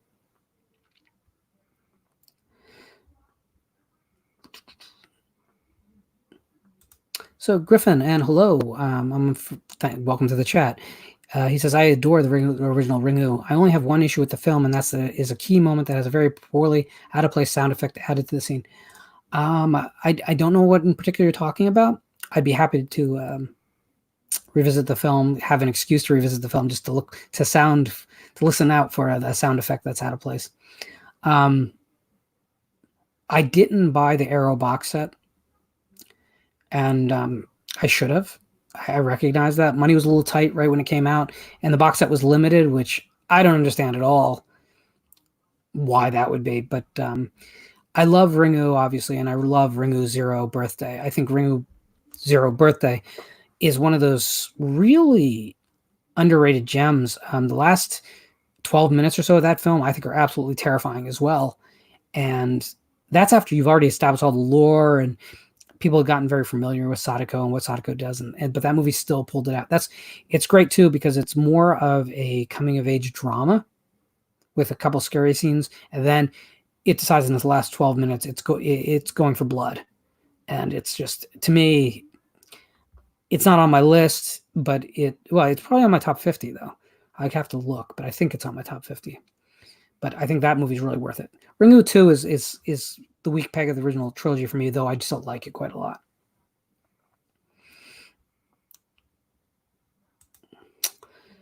So Andrew, you can send that box set to me whenever you're bored with it. Okay?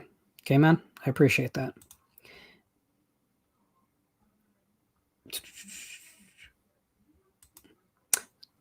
So Tim, I've seen Evil Dead Trap, but I saw it a long time ago and I don't really remember much. I just remember that it's really badly titled because it's nothing like the title would suggest. I might still even have it on DVD because I know I bought it because you couldn't rent it back then. But I'm sorry, I really can't talk about it because I don't remember anything. Now, it's probably one of those movies, the moment I put it back in, I'll remember the whole movie. But right now, out of the blue, I can't tell you anything. And another drink has been consumed by the chat. All right, so in number 8 place, we're getting up there and things are getting tough. Number 8, 1979's Alien. Alien is one of those rare movies that I will argue doesn't have a single scene that could really be improved substantially. I don't believe in perfect films, but this comes as close as any film really, really can. I think it's important too, though, to remember that Alien is an aggressively tightly edited film. And it's funny because it has a kind of leisurely pace for part of the film. It really lets the world building take root before it starts its suspense and shock sequences. But it is one of the best edited films you can imagine. So it gets away with all things that would derail any other film. But Alien to me is just a magnificent, magnificent film. I don't even know what to say more about Alien, except that it's become a template for so many films after it. I'm not just talking about Alien ripoffs where it's monsters in space. Just the entire setup, the initial discovery of the villain, the whittling away of the cast, not in a body count way. It's more of an active way. The emergence of a final girl, the confrontation, the confrontation between Ripley and the alien is functionally the same as Alice and Mrs. Voorhees or Nancy and Freddy in the original Nightmare on Elm Street. That final confrontation where the brain power kind of wins out it's just a template film for everything that came after it, but yet I don't know that anything really gets better than it. I don't know. It's not my favorite film because we still have a ways to go, but it is certainly a film that has had so much impact that it's hard to find any flaws. It's also a film that I don't even like talking about because I find that people don't like to have conversations about Alien in a vacuum. They like to talk about the franchise. And in a way, I wish, even though I love Alien 3 so much, notice it's not on the top 25 here, it's just a film that I wish could be discussed on its own without the interference of any other films. Because on its own, I think it's stronger than as part of a franchise. And I know a lot of people will disagree with that, thinking that they would never for a million years give up whatever sequel they happen to like. In a lot of cases, it's the second movie.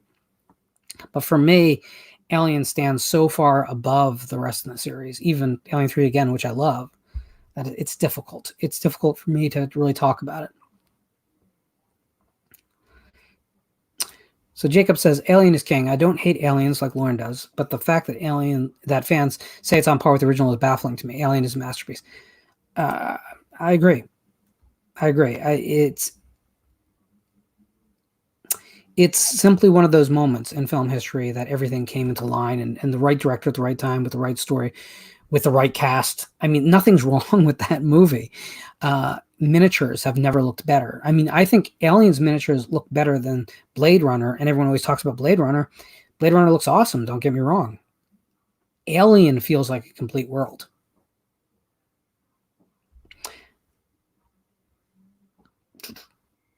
So Marbsby says, yeah, I also find Aliens is overrated. It's very good, but it's not great. It's not on par with the first. I'd go a step further, but everyone knows that. Jess says, I'm sure he's saying Alien, the first one.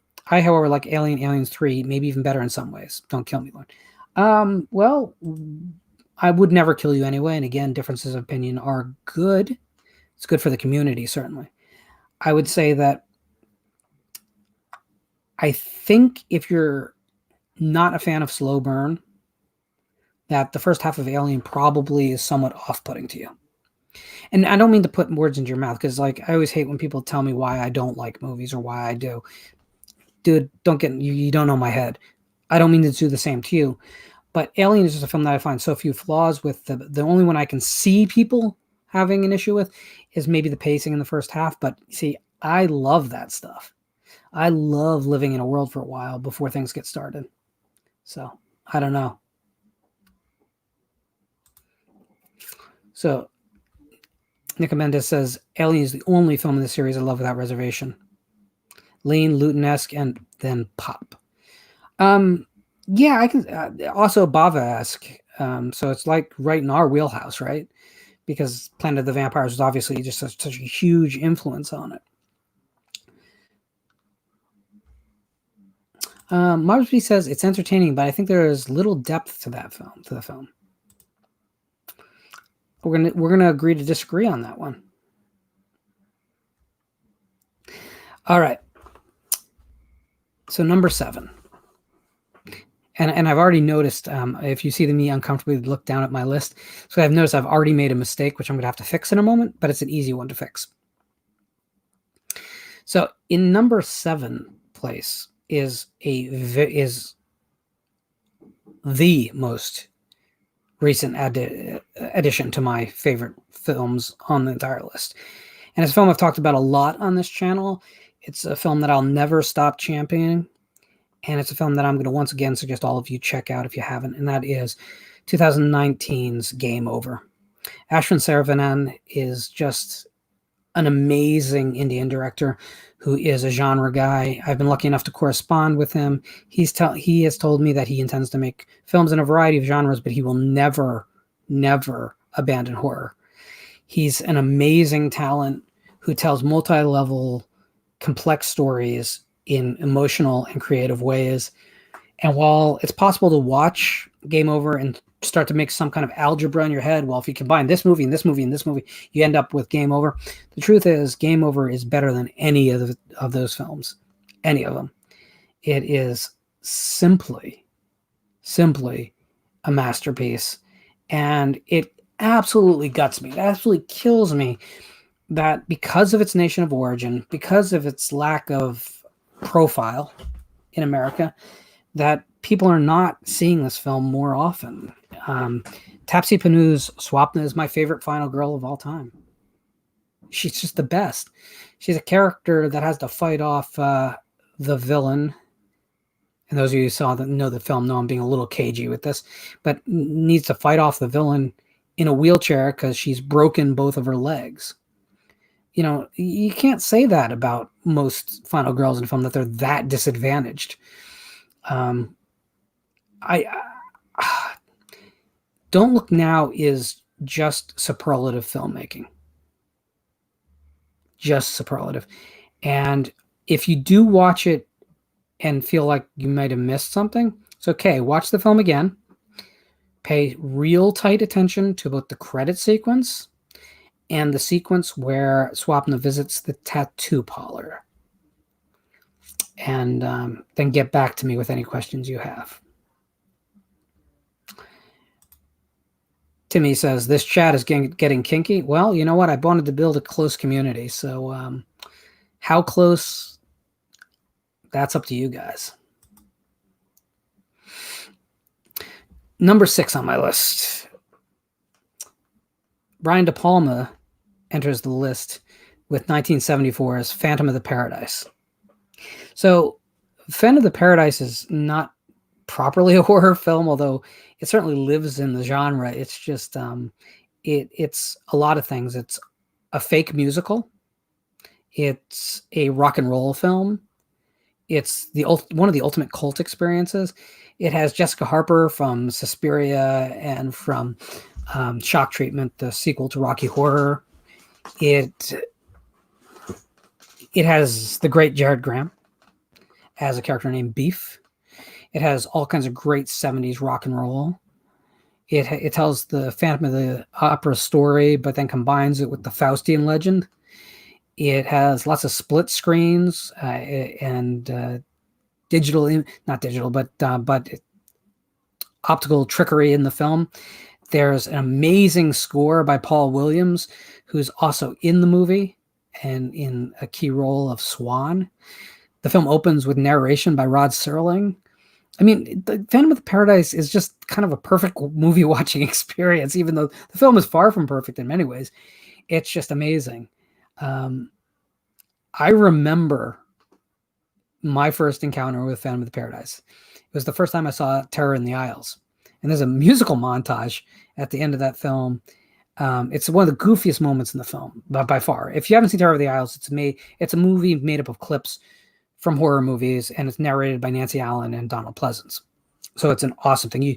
You can find it on the old Blu-ray for Halloween 2 as a bonus feature. It looks awful, by the way. The transfer is awful, but it's so worth watching anyway. But there's a musical sequence, and in the middle of it, the music dies out, and we have the Phantom attack Jared Graham in a shower with a toilet plunger and scream, "My music is for Phoenix. Only she can sing it. Anyone else who tries dies." And they cut to a different movie entirely. And there was no way you couldn't see that sequence and be like, "That I need that movie now. That movie now." Phantom of the Paradise, if you haven't seen it, is one of the most fun you can possibly ever have in a film. And it's irredeemably addictive. You will not just watch that film once. Griffin says, Phantom of the Paradise is one of the most fun films ever made. Without a doubt. I can't believe two things. I can't believe, A, it was a failure on release, and that it has never grown its cult audience beyond the meager cult audience it has. B, I cannot believe that there was never a live production of it on Broadway. Because to me, when, there's been 2 Carrie musicals, both unsuccessful, but Phantom of the Paradise has never been put on stage. What's that? Ugh. Marsby says, but Lauren, DePalma sold all of his stuff from Hitchcock. Don't you know? There is nothing in Phantom of the Paradise besides that shower scene, which is obviously mocking Hitchcock, that he borrowed from Hitchcock. That film is entirely his own. And it's entirely its own thing, period. No one has ever successfully lampooned or parodied or ripped it off. There's just no way to do it. It's invulnerable to attack. Ooh. Jamie says she prefers the apple to Paradise. Jamie, we're going to have a talk about that. The apple. I'm sure you and I are the only ones who know that the apple is. That's not acceptable. That's not acceptable, young lady. I might have to penalize you points on Monday for that. Just saying. Okay, so number 5 is where I've made my mistake. Earlier, I said that my number 10 pick was Friday the 13th. In all actuality, Friday the 13th is my number 5 pick. My number 10 pick was Friday the 13th, The Final Chapter, Joe Zito's great later, third sequel in the franchise. So please keep in mind that the original Friday is number 5. Don't know why I made the mistake. I'm either tired or not caffeinated enough. Not enough Trolls magic going on. But I'll talk a little bit about Final Chapter. Final Chapter is, to me, the perfect slasher in many ways. The formula had been set. Everyone knew what it was. It was the first time it was obvious to the filmmakers that Jason was the superstar. He was the star. So they make the film all about building his mystique and his character. But at the same time, they don't ignore all the side characters. It's probably the most realistic group of kids since the original, and the only film besides the original where I feel like I'd want to hang out with those kids. Like, frankly, the douchebags in all the other films, I wouldn't want to hang out with. But that party house feels pretty real, and I like the fact that you have your dweebish kid and you have your kid who thinks he's cool but is obviously not cool. I love the fact that the film just moves. You turn on Final Chapter and 5 minutes later, it's over, and you loved it every way. I'll even say, and you'll never hear me say this about anything else, but I think Corey Feldman is pretty watchable in that movie. He's not awful. So,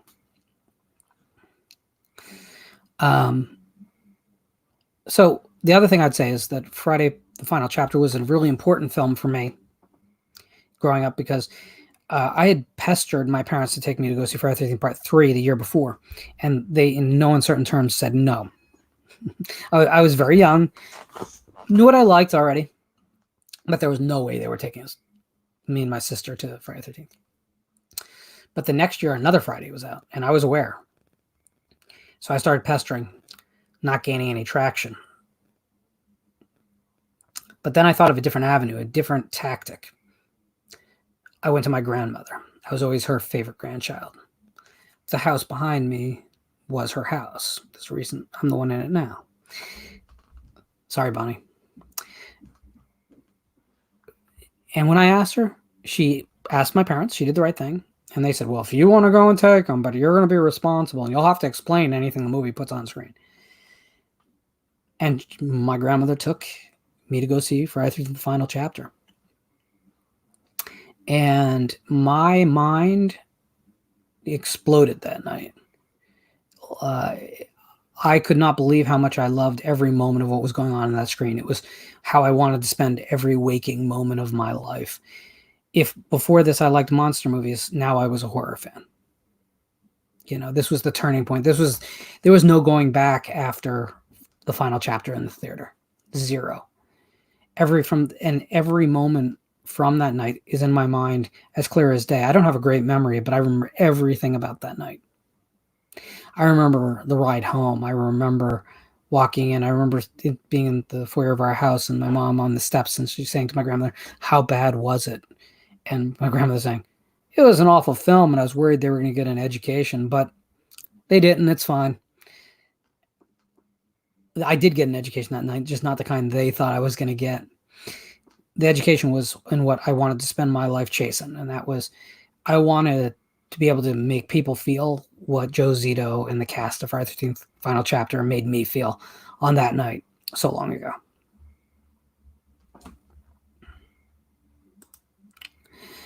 Jacob says, Teddy from Part 4 is maybe the most realistic character in the series. I knew so many guys like that in high school. Insufferable.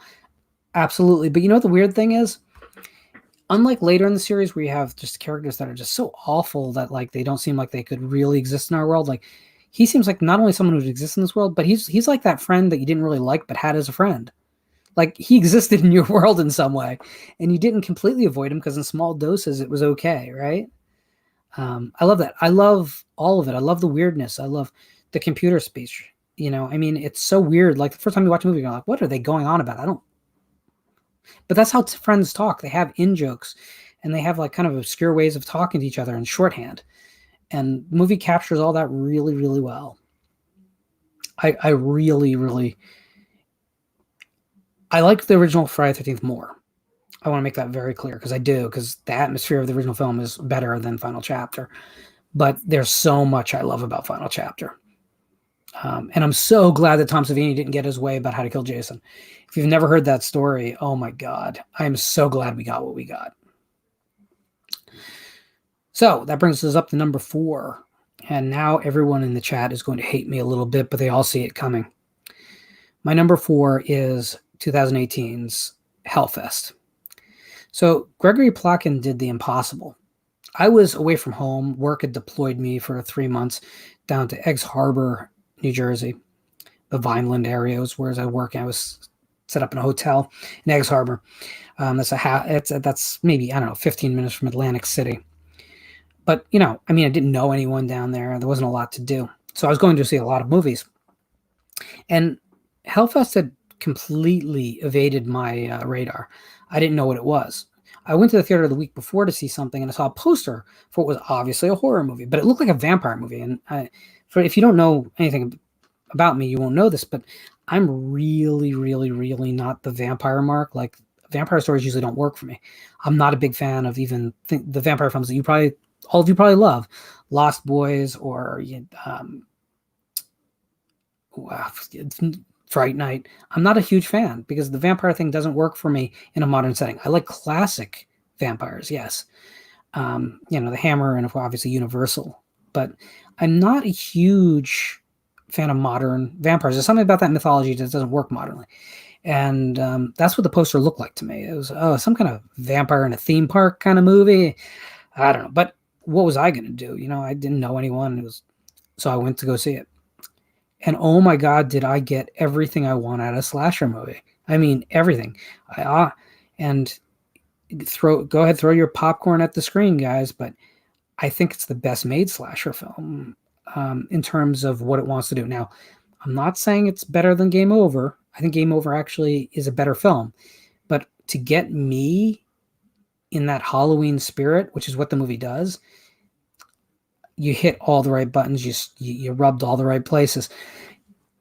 Hellfest is the Halloween season to me. Like, all the films that have come out set around Halloween never felt like Halloween to me. The original Halloween doesn't feel like Halloween to me. Hellfest feels like the Halloween season to me. Everything seems right. That haunted attraction seems like a real place. The characters seem like real people that would go to the haunted attraction. I love the characters. I love the setting. I think that everything really works for that movie. There's 2 lines of ADR in the movie that I would strike out of that movie if I could. And they were obviously post-production ADR, by the way. But that's my only complaints. Otherwise, I would just say that Hellfest is, to me, what I want from my mainstream horror films. It's what I want when I go to an American theater and watch the release of the week. It is everything I love. And for those of you who don't know, my obsession with Hellfest is a little extreme. But that said, it's also a film that has just grown and grown on me. I was overjoyed when I learned it was getting a 4K release, and it's one of the best looking 4K discs out there, mostly because the HDR does wonders to the color that was already in the film. It's a really vibrant film. It's as colorful as Suspiria, just in a different way. And that presentation, it's one of the few films that I can honestly just say it's worth the additional money for the UHD 4K disc. In a lot of cases, I don't really suggest people buy the UHD disc, but Hellfest deserves the presentation. I love it. I love all the characters. Natalie is one of my favorite final girls of all time. She doesn't top Swapna. She doesn't quite have the road out of hell that Swapna does. But I think it is going to, in the long run, build its cult following, which it does have, into something pretty momentous over time. And I think given enough time, like Trick or Treat, which is a film that just barely is on my top 25 as well, I think it's going to become a Halloween staple for a lot of people. And it's funny because I see Jamie just posted that she's going to watch Hellfest every October from now on. Yeah. Griffin says, I enjoyed Hellfest, much better horror film than most modern day horror films. Absolutely. Jess Graham says he hasn't seen Hellfest, but he just wrote it down on his list of movies to see. Absolutely. And go in waiting, just expecting to have as much fun as possible. If you love Halloween, the season, the holiday, it is a 5-star film. If you don't, I can understand not feeling quite the way I feel about it, but I have a feeling that if you're watching my show, you probably are a big fan of the Halloween season. So I'll go to, before I move on, I'll go to the obvious elephant in the room, because someone's gonna mention Haunt, the film that is virtually the same film as Hellfest. The problem I have with that movie is it's not as stylishly shot. The characters are insufferably awful and not memorable, by the way. I can tell you that I hated all of them, but I can't tell you anything about any of them at this point.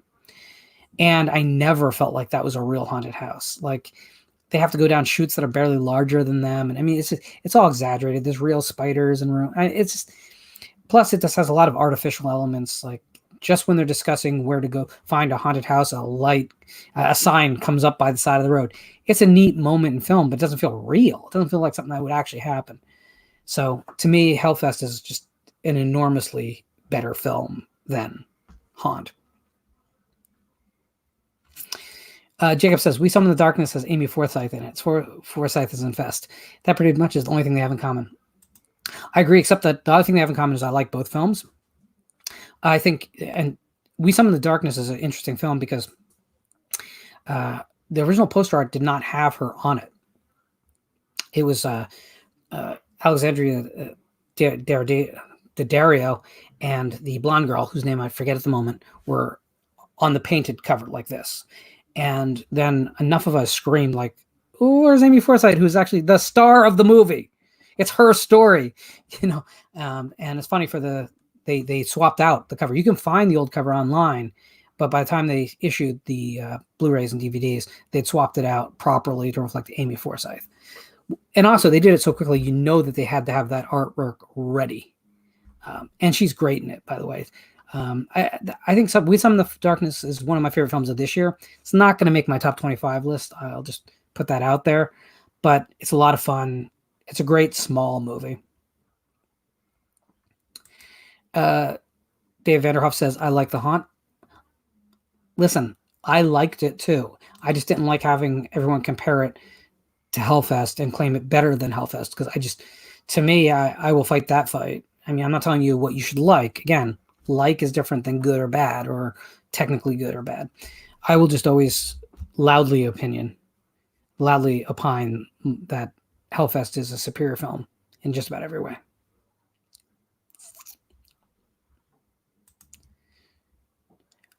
Jacob says, the characters in Haunt range from tolerable to irritating.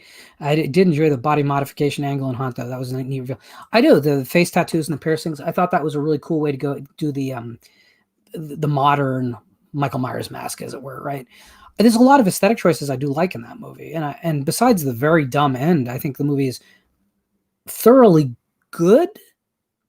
I just think that if they'd done some work to create characters that were actually likable, it would have gone a long way. And if they'd done their work to just not make the Haunt so ridiculous, because it is just frankly ridiculous.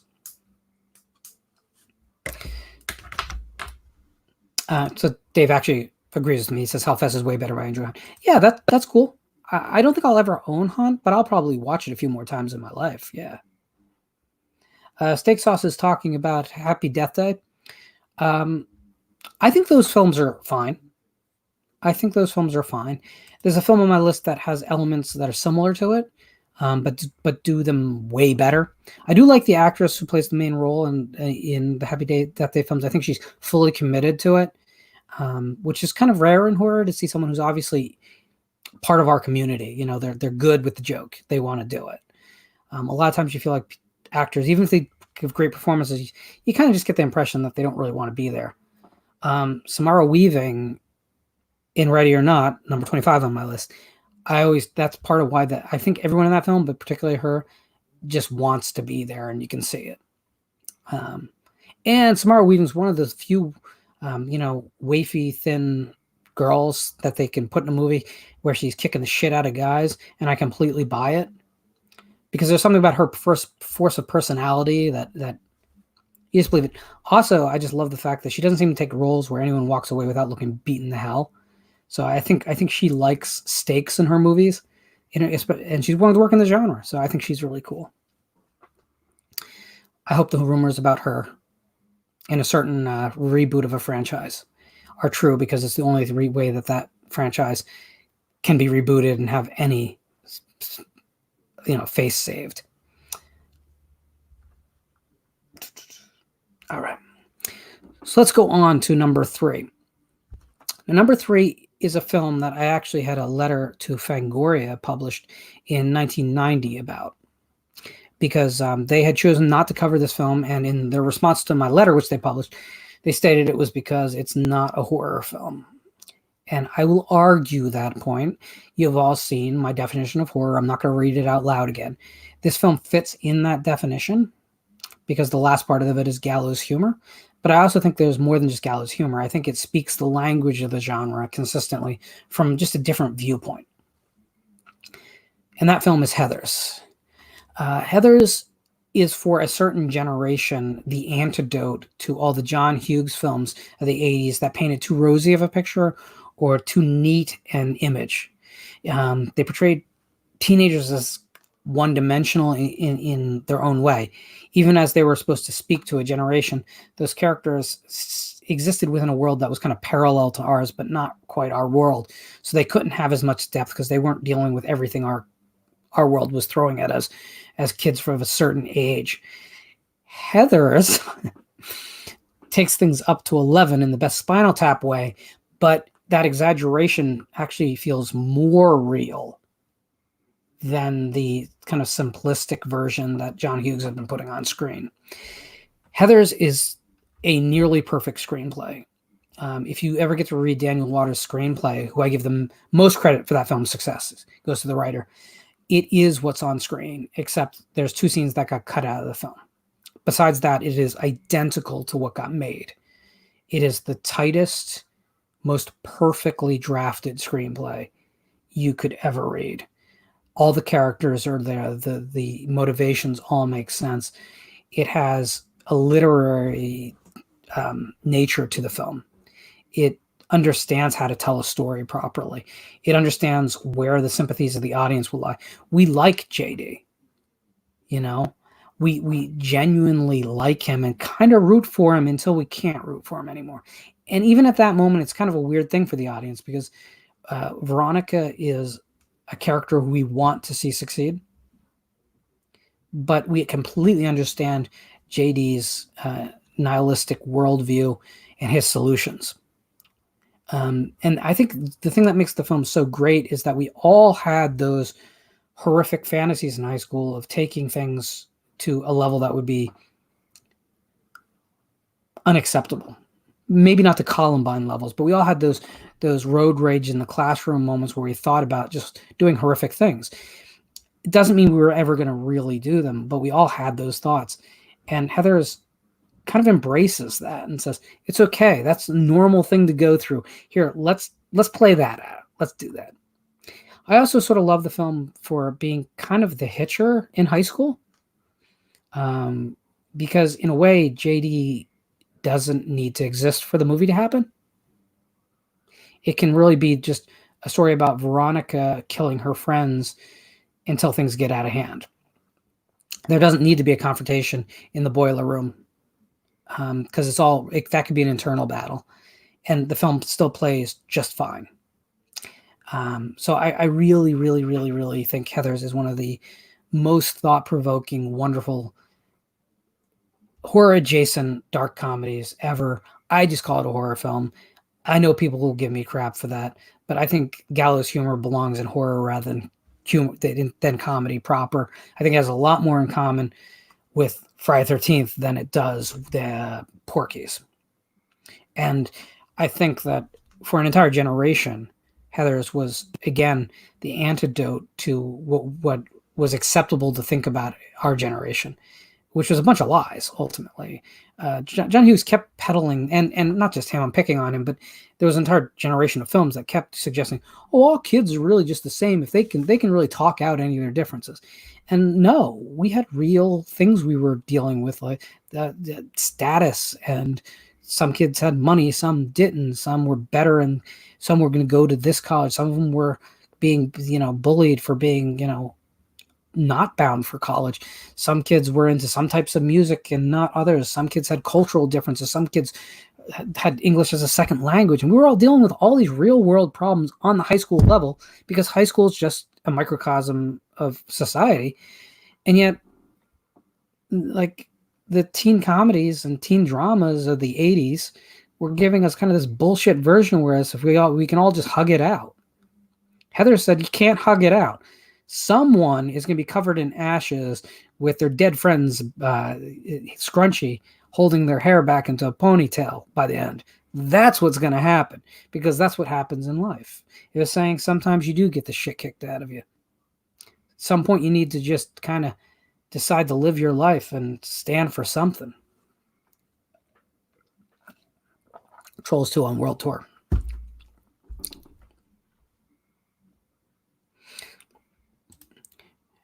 So Nick Mendes says, I may have resisted Heathers because, like Hamilton, it was made by my peers to believe I was supposed to love it because they did. May revisit it someday. Listen, man, I know that exact feeling. I've been being told for decades now that I need to see American History X because it'll be my favorite film, and I've resolved that I'll never see the film for that reason. I'm not going to see it. Because at a certain level, you don't want to be told what you love. Again, this list is about starting conversation, and it's about me explaining the films that make me me. Because I could do the same thing for novels by this way, or by album, music albums. But I think we are a product of what we love. What and who we love, ultimately. Stickshouse says they played it on Shudder. So, yeah, and you know what? Joe Bob Briggs actually defended its place in horror. So, this season, in particular, this season of Joe Bob's Last Drive-In, I found myself in lockstep with him a lot about a lot of things. It was rewarding to see two people who were a generation apart from each other, clearly, but kind of having the same experience with film in a lot of cases. Not in all cases, but.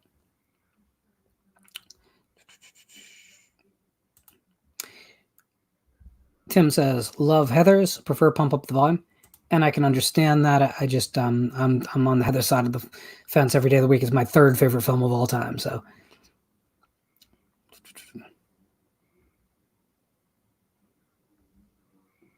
all right. So, my number 2 film of all time is a film that I do not have a poster for anywhere here. Although there was lots of merchandise made for the film. To my mind, it is the biggest counterculture relic in film history. And it's a film that I wouldn't expect, given its pedigree, for me to find as endlessly fascinating as I do. But I cannot stop once I start watching this film. I watch it, and I don't mean like just through. I mean, I'll watch it 4 times in a row. I become just absolutely transfixed by this film. This film is as close to a work of prophecy as anything has ever been in film. And you could say, well, it was only looking a couple decades ahead, but oh my God, I just cannot get over just how right on the money everything about this movie is. 1993's Natural Born Killer. The Oliver Stone film is based on a Quentin Tarantino screenplay, kind of, but that screenplay is only about 45 minutes worth of the actual screen time in a film that breaks 2 hours, or close there too. Natural Born Killers is probably the closest to an absolute peyote fever dream as anyone could have. Now, I've never done any drugs in my life at all. I haven't drank since I was in high school, so I mean, I'm the most sober guy you know. But Natural Born Killers makes me feel all those things without having to take any drugs, because it is a surreal media nightmare. And it's definitely a horror film, by the way, not just because of the killings. Actually, the killings are probably the least horrible thing in the film. What makes it a horror film is just it is an absolute descent into hell. It is Dante's Inferno for the modern age. It's a film that uses channel surfing as a literary device to kind of propel the story forward. I love how unreliable the narration from scene to scene is. I love how every character has an explicit different take on the events that actually happen in the film, or maybe they don't happen in the film. It's wonderfully flaky as far as a hard reality.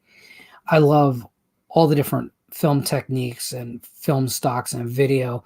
I love the performances. I love everyone dialing it beyond 11, but yet it never hitting the point where it becomes obnoxious.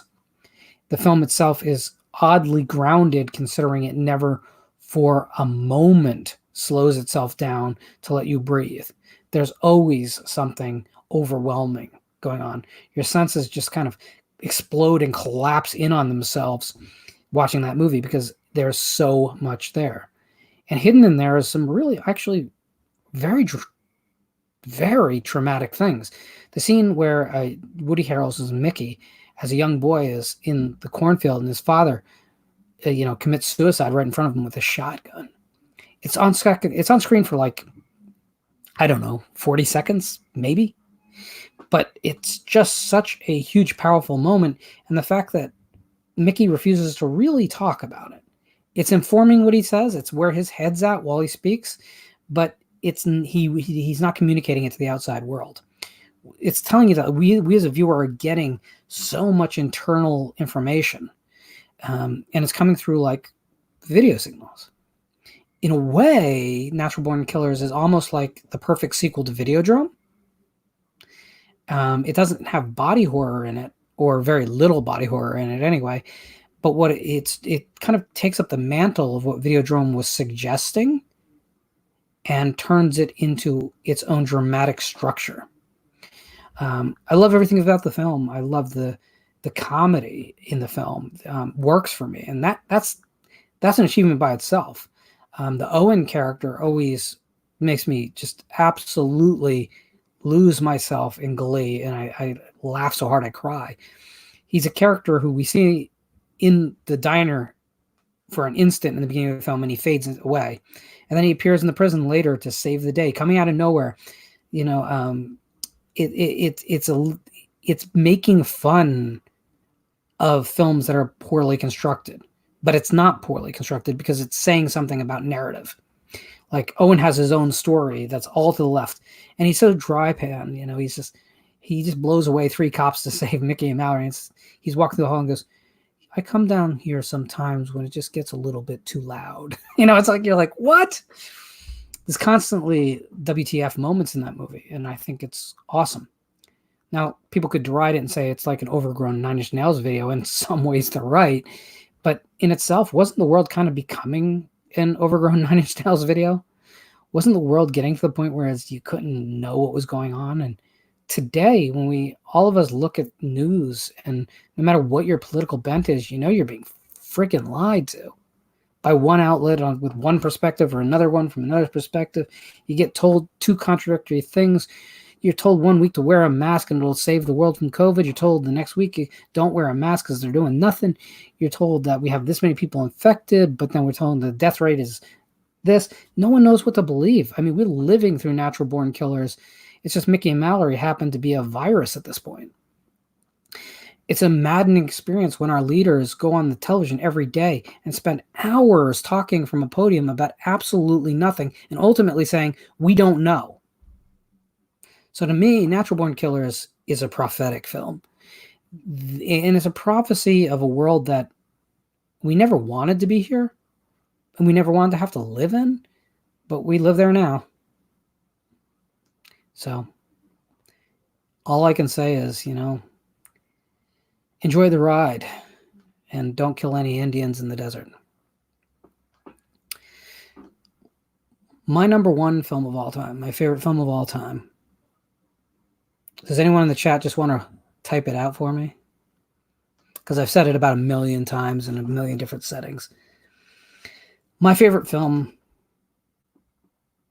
Oh, before I do that, let's get some of these comments from Natural Born Killers. And we're still. Jess Graham says Natural Born Killers makes you want to sober up. Well, it makes you want to sober up the entire society, I think. Marsby says Stone's career took a nosedive after that film. Commercially, yes. And I do think that people responded to the excesses of Natural Born Killers, didn't understand the excesses were the point. but certainly U-Turn and even Nixon, I know it has its fans, they don't really play right on that same level. It was like he reached his high watermark with Natural Born Killers. Stakes Out says, goddamn Dangerfield was great in this. Yeah, he is, because he took his public persona and showcased the dark side of it. And it was such a brilliant way to parody himself in such a incredibly dark way. Not many actors would have been willing to do that. The other actor who did it, but it got cut from the film, is Dennis Leary, who does a prose poem rant from a prison cell.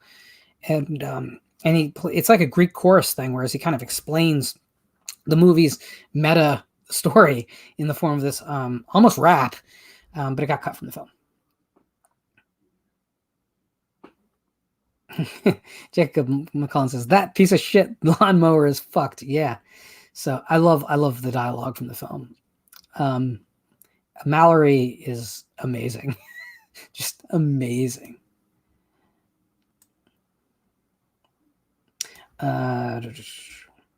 So Lost Cunningham says the alternative ending to Natural Born Killers should have been the true ending. So I'm not sure if I want Mickey and Mallory to get killed by the media shitstorm they create, which is basically what the ending suggests. I think I kind of like the idea of seeing them in a regular domestic scene traveling down the highway, because it suggests that the whole framing of the film before it is in a way metaphor. It's saying that this is what's going on in America's head, and this is a normal American couple living in their RV. But I could see it either way. So Steak Sauce says my favorite film is Bride of Frankenstein. And you're 100% right. Bride of Frankenstein is the fractured fairy tale that came out in 1935 from director James Whale, of a truly visionary force in early cinema. One of the most fearless directors of all time.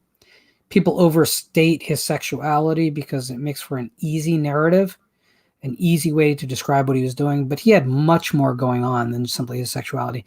He was talking about everyone who is an outsider in any way. He turned the greatest monster of his age, of his own creation, into the most sympathetic character of his age. The monster is... Karloff's monster in Bride of Frankenstein plays such a distinctly different role than he does in the original film, where he's vaguely sympathetic in the original, kind of, sort of, because he didn't intend to be what he is, but he's still a monster. In Bride, we feel his angst because it's made explicit finally that we're talking about the human condition inside this character. We didn't ask to be in the world that we're in either. The frailty of the world, feeling like we've been abandoned by our creator in a world where they were discovering Nazi atrocities, right? And of course they hadn't yet, but the world had experienced atrocities, and the rise of fascism was well underway. James Whale had fought in the First World War, and he'd seen just abstract horror. So it was easy to feel like we as a people had been left to our devices. And, Frankenstein's monster is abandoned by his creator. And all he wants is a companion. And that's all we all want, right? Is human connection. We want some form of even casual intimacy to make our lives worth something. And every time the Frankenstein monster reaches out for companionship, he's rebuffed. Or society steps in and robs him of it. As happens with the Blind Hermit. People always ask me about Young Frankenstein, and I'm sure someone will mention it in the chat. I have a love-hate relationship because I love that it's so loving towards Bride of Frankenstein. But I also think that Bride of Frankenstein is such a powerful film that in a way parodying it is a little unfortunate, because I think a lot of people can't watch Bride without thinking of Young Frankenstein. And I kind of wish that didn't have to be that way. And maybe that's me just being selfish. But I love everything about the movie. I do think that it was the correct choice to never bring Elsa Lanchester's bride back in any of the sequels. I think the character ultimately works best as exactly what she is for the length of time she's on screen. Iconic, wonderful, a denouncement of the events that came before, but an entire story devoted to her would not, I don't think, particularly do any favors for the character or the franchise.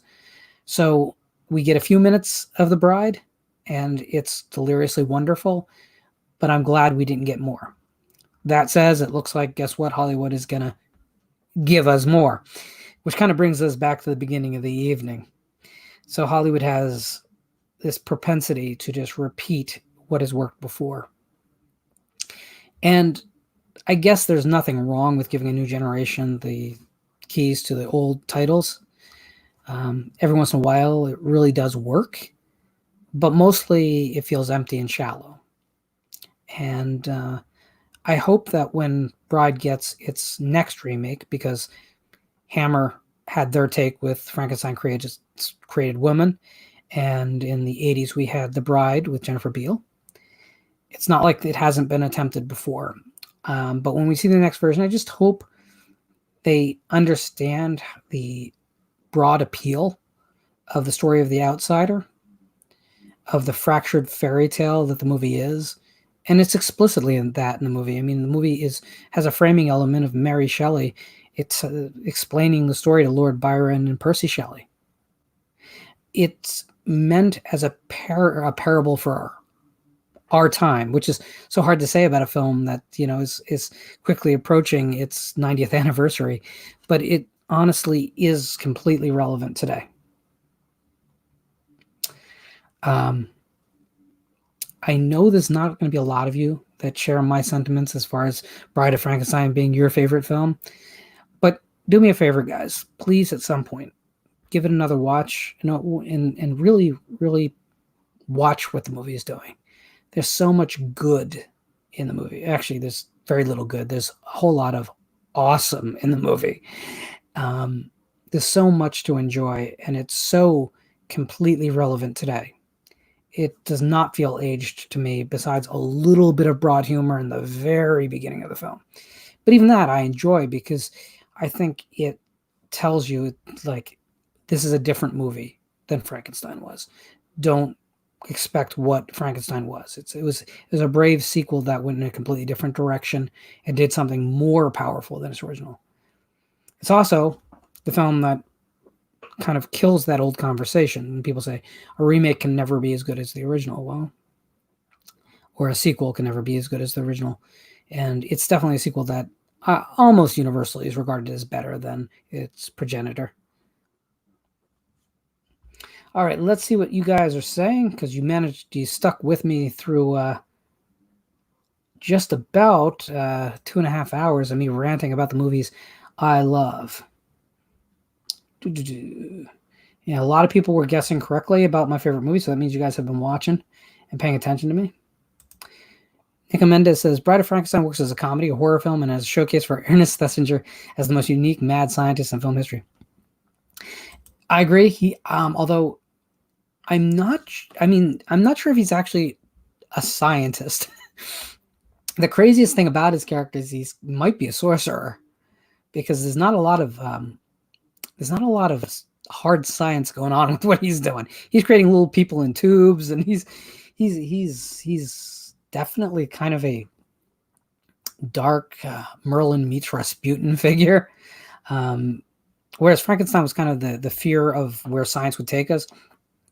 He's kind of something else. He's more about like the perversion of modern society, which is an interesting thing for Whale to play with, considering that he would have been thought of as a purveyor of perversity in his time, which was completely unfair. But Thesiger is amazing in the film. It's definitely his best performance. I don't think anyone would counteract that. And he's got some great performances in other films, in and out of the genre. But Jacob says, Natural Born Killers will always be relevant as long as the media prioritizes sensationalism over empathy. Over humanity, yeah, absolutely. And spoilers, it ain't going to change. So it's going to remain relevant. Nick Mendez says, James Whale is one of my favorite directors of all time. Waterloo Bridge is one of the best non-horror tragedies ever made. Journey's End is sadly lost World War I masterpiece. Yeah, and that's, guys, again, with the impending collapse of social media, not social media, of physical media, I'm going to ask that all of you make sure that those things you love that you have not picked up, make a plan. I'm not saying go out and spend your rent money, but make a plan. Make sure you support this stuff, because there will be a day when a lot of things start disappearing off the map or become so difficult to find that they're functionally unavailable for an entire generation. And once we're gone, we're the last media collectors, guys. Once we're gone, a lot of stuff's going with us. So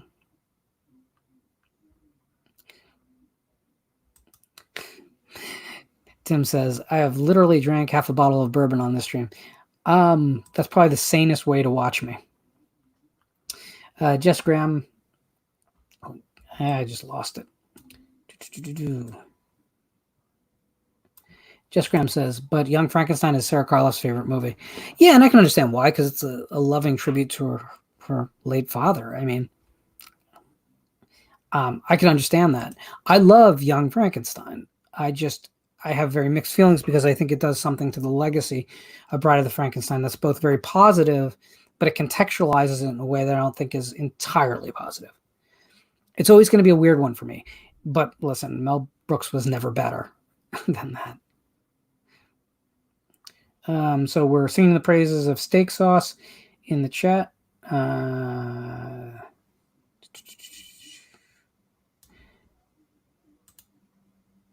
Okay, so Nick Mendez says, Bride of Frankenstein is the best Universal Frankenstein, but the contrarian in me slightly favors the Gothic sweep of Son of Frankenstein. I think so. Son introduces Igor, and I love me some Bill Lugosi Igor. And there is things about the film I love. I love its absurdist streak that Bride really doesn't have. But it is the beginning of what I see as a slide in ambition for the Frankenstein films. It's definitely the last great Frankenstein film, and it is great. I just think Bride will always win the day for me.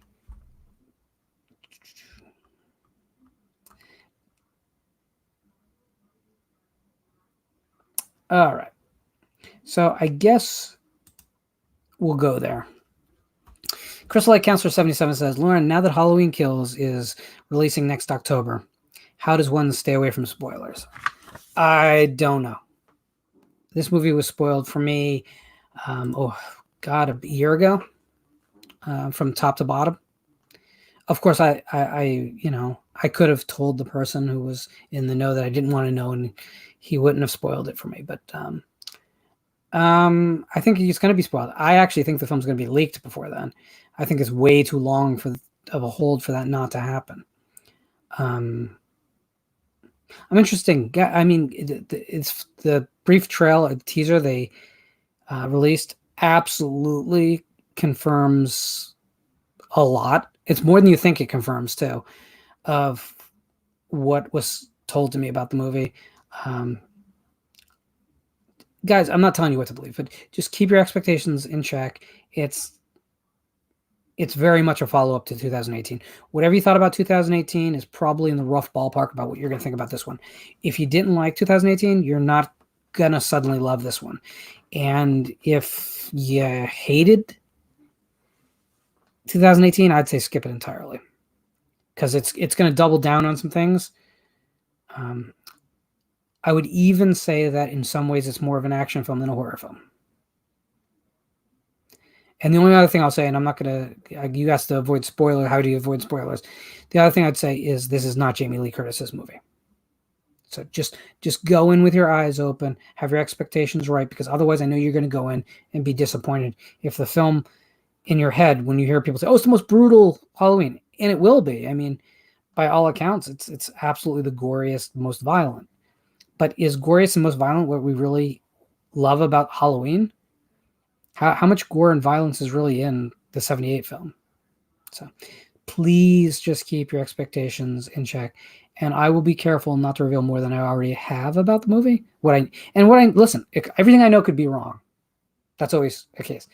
I don't think it is, and there's good evidence, good evidence that it's not. But I would just say, how you felt about 2018 is ultimately how you're going to feel about this one. And that's an open invitation for everyone in the chat right now to say, but I had fun with 2018. Then you'll have fun with the new one too.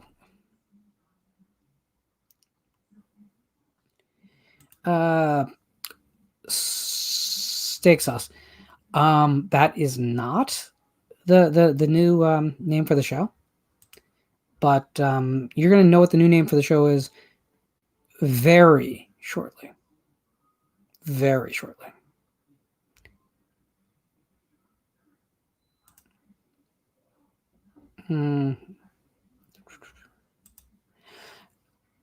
Tim says, Lauren, I'm going to need a document of your top 25 for a watch list. I'm going to add it to the show notes underneath the description. So you'll have the option to get it off there.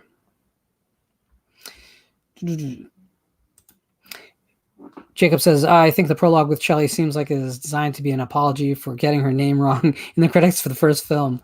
Not sure if that's been confirmed, but it is not my theory. I think it does a lot of things. I've never even thought about that. That's funny. I never put it together that might be a reason. I think the real thing is Whale felt the first film was its own story, and it was concluded. So this was his way of kind of saying, okay, guys, she's making up this story on the fly. This is what we're doing here. But also that speech that Byron gives at the window about, a fiery Jehovah is going to send a lightning bolt to strike me dead. It's kind of the Prometheus legend encapsulated into a little bit of Elizabethan dialogue, and I think it's a neat little scene. Also, if you see the stills from it, oh my God, Elsa Lanchester in that dress. Crystal Lake 77 says, Lauren, is the Psycho House and Bates Motel on the Universal Studios the actual screen used building or renovated pieces? It is not the original piece. It was made for Halloween 3 and used for the Bates Motel television movie in 1990 or 89, whichever, the Bud Court production. That's the one that sits on the lot, is my understanding. I'm not an aficionado. You must remember that Universal did not make Psycho. Paramount made Psycho. Universal ended up with the distribution rights.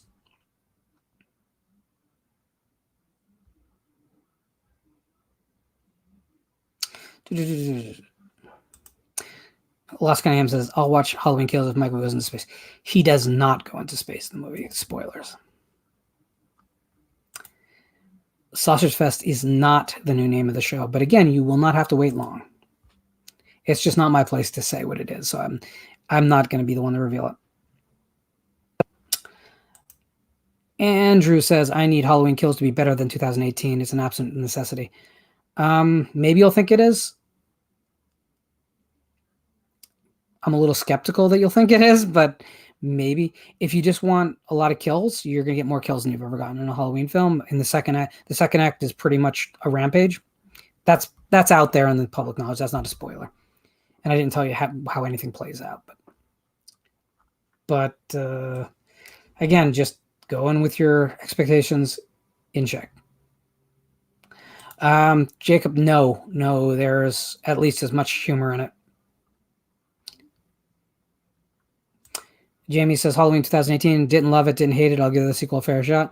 You're probably going to end up about the same place. That's my prediction for everyone, is however you felt about 2018, however forgiving you were of its sins, you'll be forgiving of the sins in this one. I will tell you, when I saw the trailer, the teaser, I laughed. Because it's kind of the mentality of the movie, right? Is that, the fire trucks come and Jamie Lee Curtis is screaming at the top of her lungs, let them burn! Which was literally quoted to me when I was told what the movie's story. It's all kind of ridiculous, like as if the firemen are going to go, oh, you want us to let it burn? Oh, we'll let it burn. That's fine. We don't need to respond to this. Well, I think to be honest with you, I always knew you were the guy outside the concert selling the bootleg teams, the T-shirts with the band's logo, drawn incorrectly. So I think you probably have, dishcloths for the next decade or so. Nick Mendes asks, are you getting the Umberto Lenzi Carol Baker box? Mine just showed up today. Lenzi is still with us. When it was announced, I wanted it, and then I saw the price tag, and I think I'm going to hold off and see if someone gets rid of either a promo copy or after the thing goes out of print. Those, how when things go out of print, mysteriously 6 months later, a bunch of copies end up in the wild because the studio held them back. I think I'm going to wait. I want it though. There's no question about that. If I'm wrong to wait, let me know. If it's essential, let me know. And how do the transfers look? Jamie is crying and laughing about Sausage Fest. I think she knows for a fact that that there will be no Sausage Fest. Tim asks, Lauren, what do you think of the Psycho 2, the novel? I think it would never have worked as a film, but I liked it for what it was. For those who don't know, basically the novel tells the story of Norman Bates escapes, and then events happen without a conclusion, and then we jump to a story that suggests that maybe he's on a new murder spree, but it's more of a mystery. And then there's a big surprise ending. I think Block really wanted to kind of write something that would feel like kind of the surprising Hitchcockian thriller rather than what he did with the original novel when he wrote it. And it kind of feels like that. I do think Psycho 2, the novel, works, although I think its influences are worn on its sleeve. Psycho House, on the other hand, I don't think works. His third Psycho novel. At that point, I think he was phoning it in because it was, frankly, something he knew would sell. T-Bob79 says, dueling sausages. We're getting closer, but no.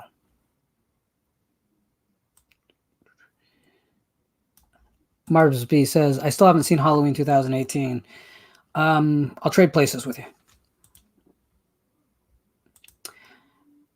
Tim says, you're saying Halloween Kills is going to be out. That's exactly what they wanted to do with it.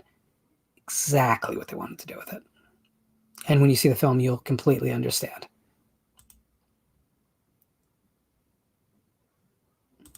And Jess says he's going to go see Halloween Kills, which I will too. But I already have low expectations because of 2018. However you go with whatever expectations you had for after seeing 2018.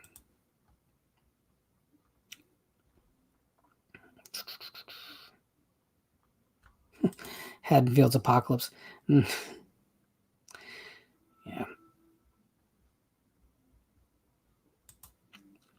Nick Mendes says, I totally in the minority with Halloween 2018. I dug it and thought the last act was a great homage to Assault on Precinct 13. Well, it's funny because that's all reshoots. The whole house siege thing is all from reshoots. So it's an accidental homage or a homage that they figured out as to replace what used to be there on the front lawn. Would Corey Feldman be open to returning to his role as Tommy Jarvis, Crystal Lake Counselor 77 was? Corey Feldman would be open to a paycheck. So yeah, he said he would. It's realistically not feasible. He's just not a movie star draw. So spending any additional money to put a character in that role wouldn't make any sense. But you know that he's not the kind of guy who's going to go do it on the cheap. He should, but he's not going to. Guys, if we get another Friday the 13th, I can guarantee you two things are going to be true about it. A, only returning character is going to be Jason Voorhees. And B, it's going to be another pseudo remake. And that means they kind of start over, but with Jason as the killer. That's the only way this is playing out. If I had my way, we'd get a direct sequel to Jason X and we continue off the original storyline. But we all have to give up on the endless sequels. It's just it's not going to happen. If it does, it's going to be a self-contained story. Let's see.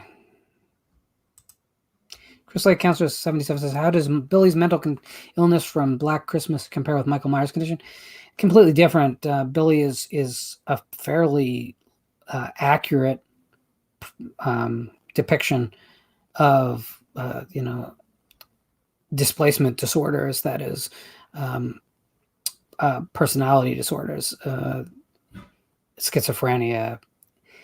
He has no screen time really, and that's important. All we get is the voice and the his almost train of thought, mindset as he kind of bellows obscenity into a telephone. Whereas Michael Myers is literally meant as the boogeyman. He's meant as a personification of all the fears that every teenage girl should have about becoming an adult in a society that is probably going to prey on her. It's very much an urban legend. It's very much the same urban legend that formed the basis of A Stranger Is Watching. It's have you checked the children? That's Michael Myers. In fact, I've always wanted to dub him saying that into the phone when he's on the phone with Laurie in after the bedsheet falls away, because that moment is A Stranger Is Watching, that urban legend. Jamie talking about Halloween 2018 says, I felt it was trite. The teens were disposable. It was predictable, but I still enjoyed it. But there are things I like. There's things that I like about it too. It's not my least favorite Halloween film. People tend to think it is because I talk about my problems with it so much, but I don't think I talk about my problems so much if people would stop saying stuff like it's the best since the original, which is, listen, if that's an honest opinion, that's an honest opinion. I just can't say it. And I think it's a worthy discussion to have because I just strongly have a different opinion on that.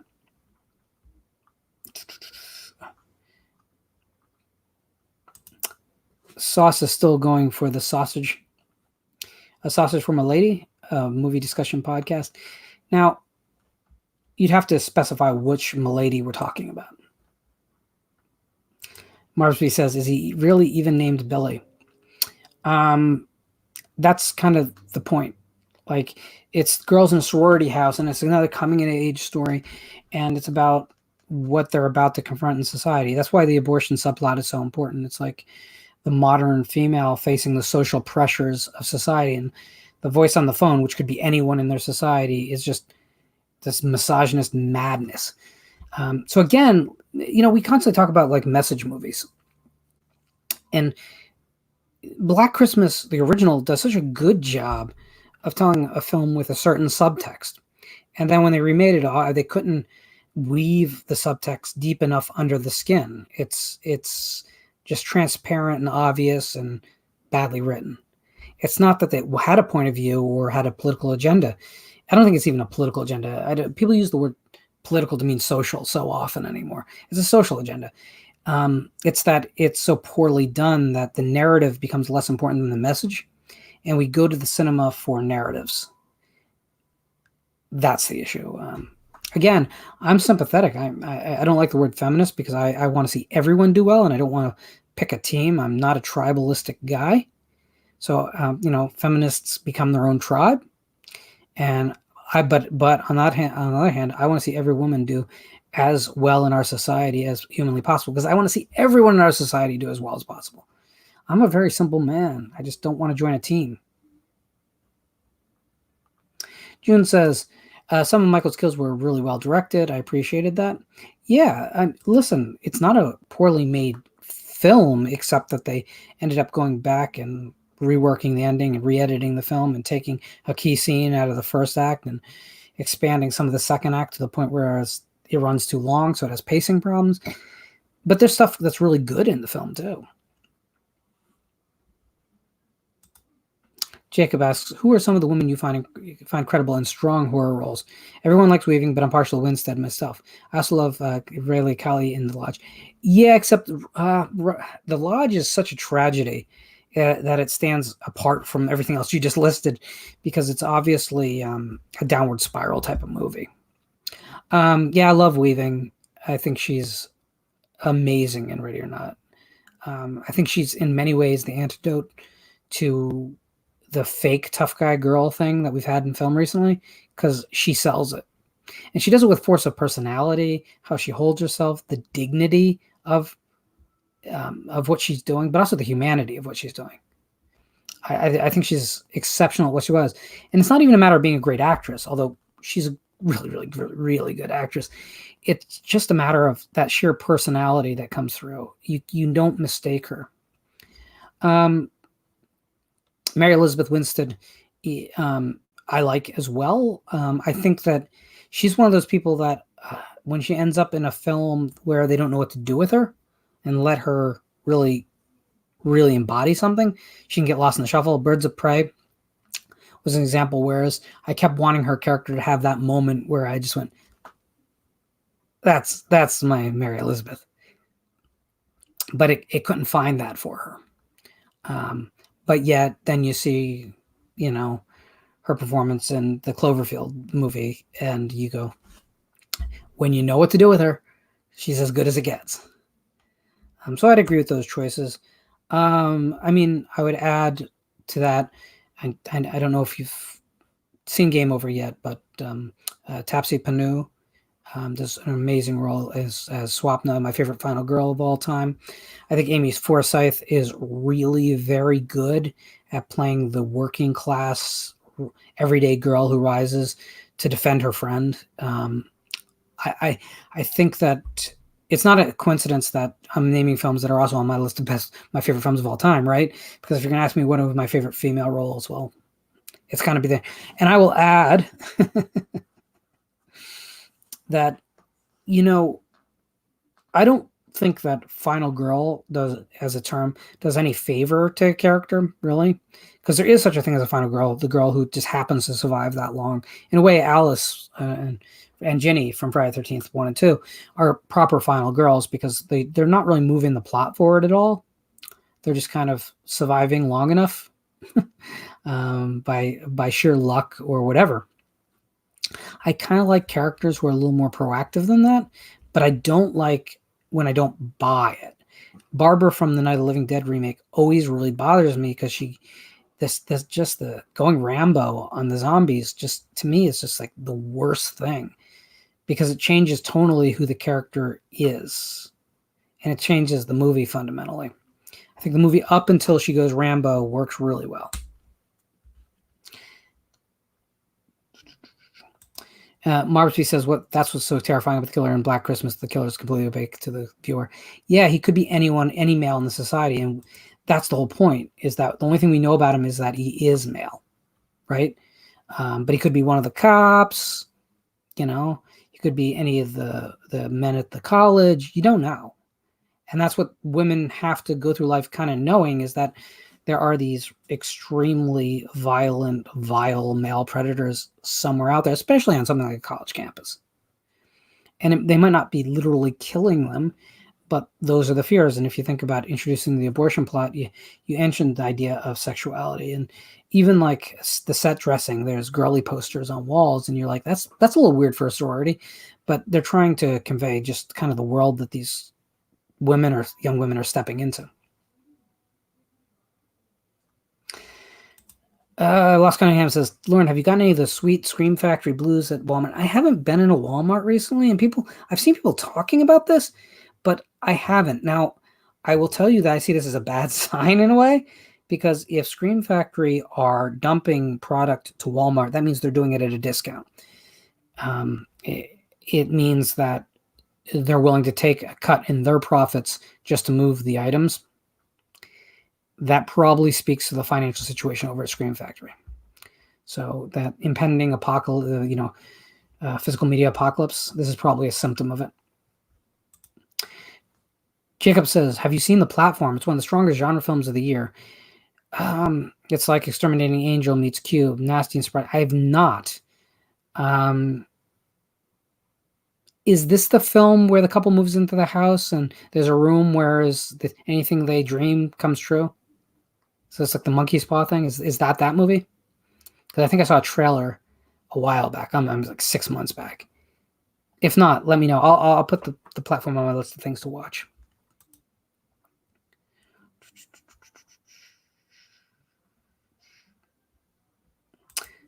Just like Consort 77 says, Halloween 4 is better than Halloween 18 and will be better than Halloween Kills. Listen, I know nothing about ends actually at this point. I mean, I know absolute zero.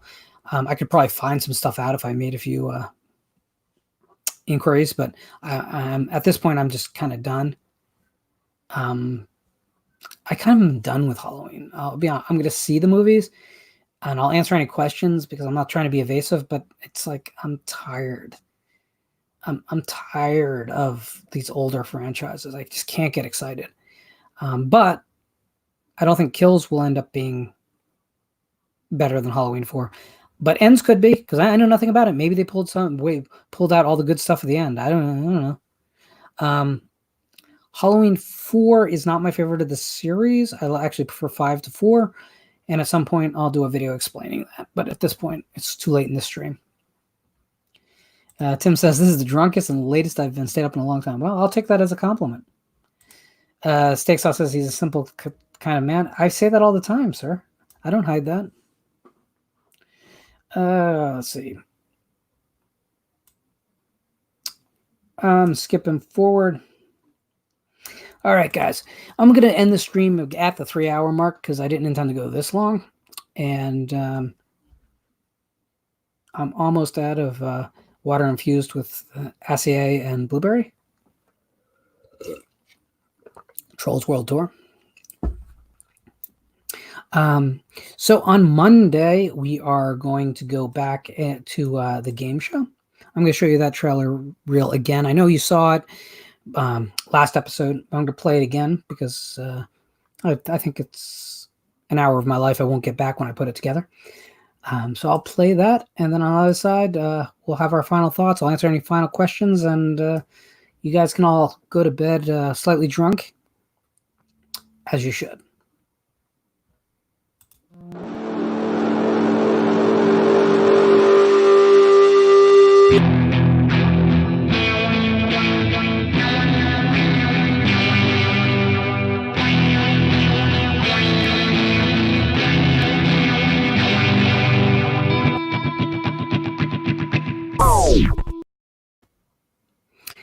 All right, quick guys, before we go, who in the chat can name who the 3 quotes at the beginning of this video were from?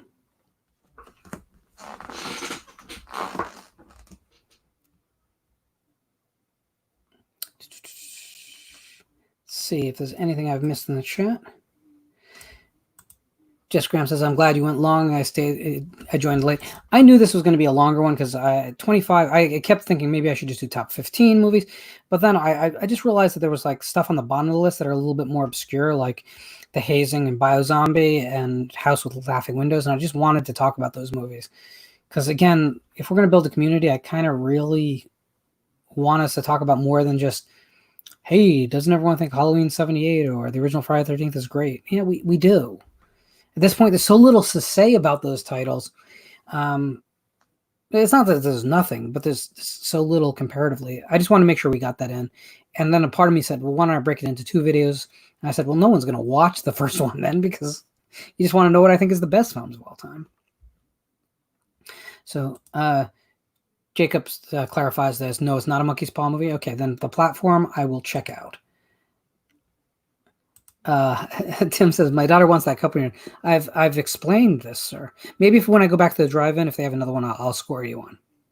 But this one is going to be used because I believe everything in life should be used. So I read the books that I buy. I watch the movies. Nothing is just a collectible for its own sake. If I bought action figures, which I don't, they would come out of the package. Nick Mendes says, great chat. Thanks, Lauren. Hey, guys, thank you. You know, when I went to the kind of discussions format a month and a half ago, where I was bringing in guests 3 times a week, I got so many messages from you guys saying, we love them, but we want time just with you where you're just talking to us. Because I'd done a few of those before I brought on guests. And you know what? It's funny because I'm already looking at the numbers in the corner of my screen, and it's multi-platform, but it's very clear that like more people are watching this stream than have watched some of the more high-profile guests.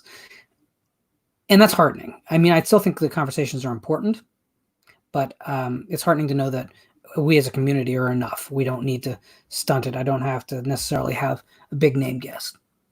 Although, I do have some great stuff in store for you there, too.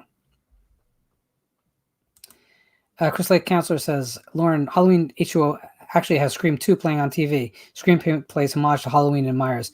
Is this bad writing or disrespect for us fans and insults? It's none of the above. Those films are not to be taken terribly seriously. They're not trying to build any real mythology. It's no different, really, than when, Evil Dead has a poster of Last House and of Hills Have Eyes on the wall, and then, Wes Craven put Evil Dead in Nightmare on Elm Street. It's the same thing, really. They tie it together a little bit neater. They kind of dovetail in the Scream and H2O example, but I don't know. I just don't think you can take it all that seriously. Scream is such a, to me, not weighty franchise in the genre, and I know people love it. I'm not trying to start an argument. It's just, to me, they feel silly. And even the first film, which I think is by far the best, is still a little bit silly to me. So, Tim asks, what about When the Screaming Starts? So, the Loreley's Grasp, I like it quite a lot. It's a wonderfully silly movie. I do like both the American cut with the ridiculous scream warnings and the original cut that is a little bit longer. It's not missing any violence, but it's a little bit longer. Jamie says, Janessa Tesler, and I can't remember the last. That's because you're not a big enough fan of 1990s alternative rock, miss. And listen, you don't get the point unless you get all three. Stixa says Monday is going to be an absolute blast. You better believe it. When you find out the contestants, I think you guys are going to be happy. Some familiar faces and some new faces. And the categories this time are a little bit more in play, I think. So I think it's going to be a lot of fun. Absolutely not. And you need to spell that correctly, sir, because I know you can. Oh, wait, but you've been drinking. So that's encore just sounds more like maybe it's like a hardcore chant during a show, like end of a Minor Threat show. You want them to do a cover of a different Standell song or something. Jamie says, I love trivia. It's going to be super fun. You better believe it. Dante? No. Rush's Ashes says, your conversations are amazing, man. A great way of documenting things and creating more bonus content for fans. I felt overwhelmed watching a few of the guests already. Great job. So I don't announce anything before the show or immediately before. But in your particular case, Rush's Asses, and in some other cases like you lost Cunningham, the 27th is going to be a really fun night for you guys. Really fun night. Yes, I am. Lauren, I've been searching for a beta copy of the original Friday 13th on eBay. Not on eBay. Any ideas? So the problem is that beta is the new VHS as far as collectibles. Although, hey, I'll show you something I just got today in the mail. I don't know if you guys are big music fans and big, specifically 80s alternative fans back when it was just called college rock. But I'm a big fan of the label Enigma Records. They also had an imprint called Restless and another one called Medusa, another one called Pink Dust. Some of my favorite bands from that period all came out on the Enigma umbrella. Well, I just scored a promotional videotape, Enigma Fall Reel 87 on VHS. And this has Mojo Nixon, Elvis is Everywhere, Dead Milkman, Big Time Operator, The Fleshtones, I Was a Teenage Zombie, TSOL, The Name is Love, The Smithereens, Strangers When We Meet, and Wednesday Week, Why. Now, this is an amazing even choice because I absolutely love all these bands and all these songs. I know absolutely every one of them forward and back. And what's really crazy is that TSOL, of course, this incarnation of TSOL was the same band that produced the song for the Return of the Living Dead soundtrack. And Wednesday Week ended with Why, which is the song in Slumber Party Massacre Part 2 that the girls perform in the garage in the beginning. So it's even horror relevant.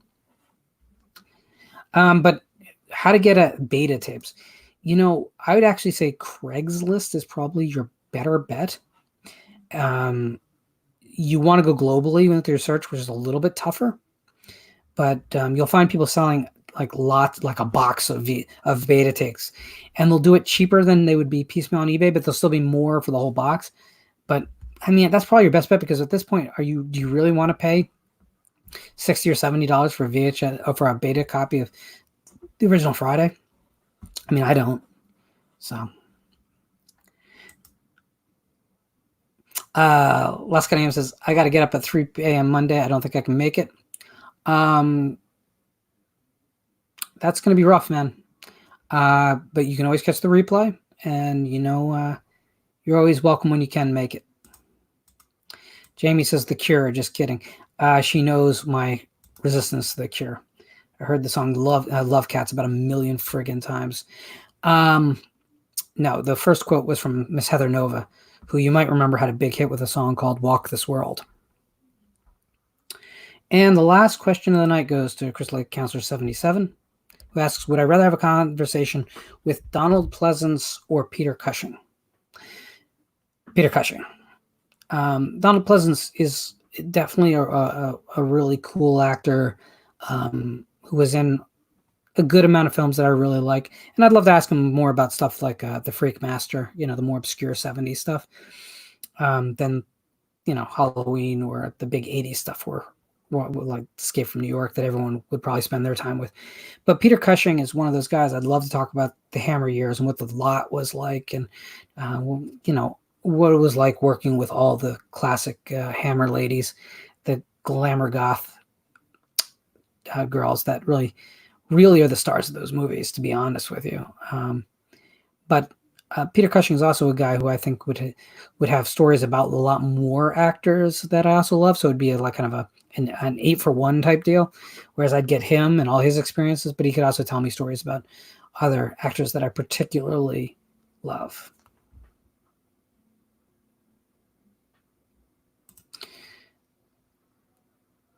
Oh, jump on it, Chris like 77. Look at that.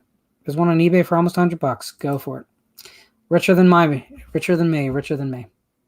All right, guys, I'm going to end it here. We're over 3 hours. So this thing's going to take like a month to render before it becomes live as a archived video. But I want to thank all of you for coming in today. And those who can make it, we'll see you on Monday.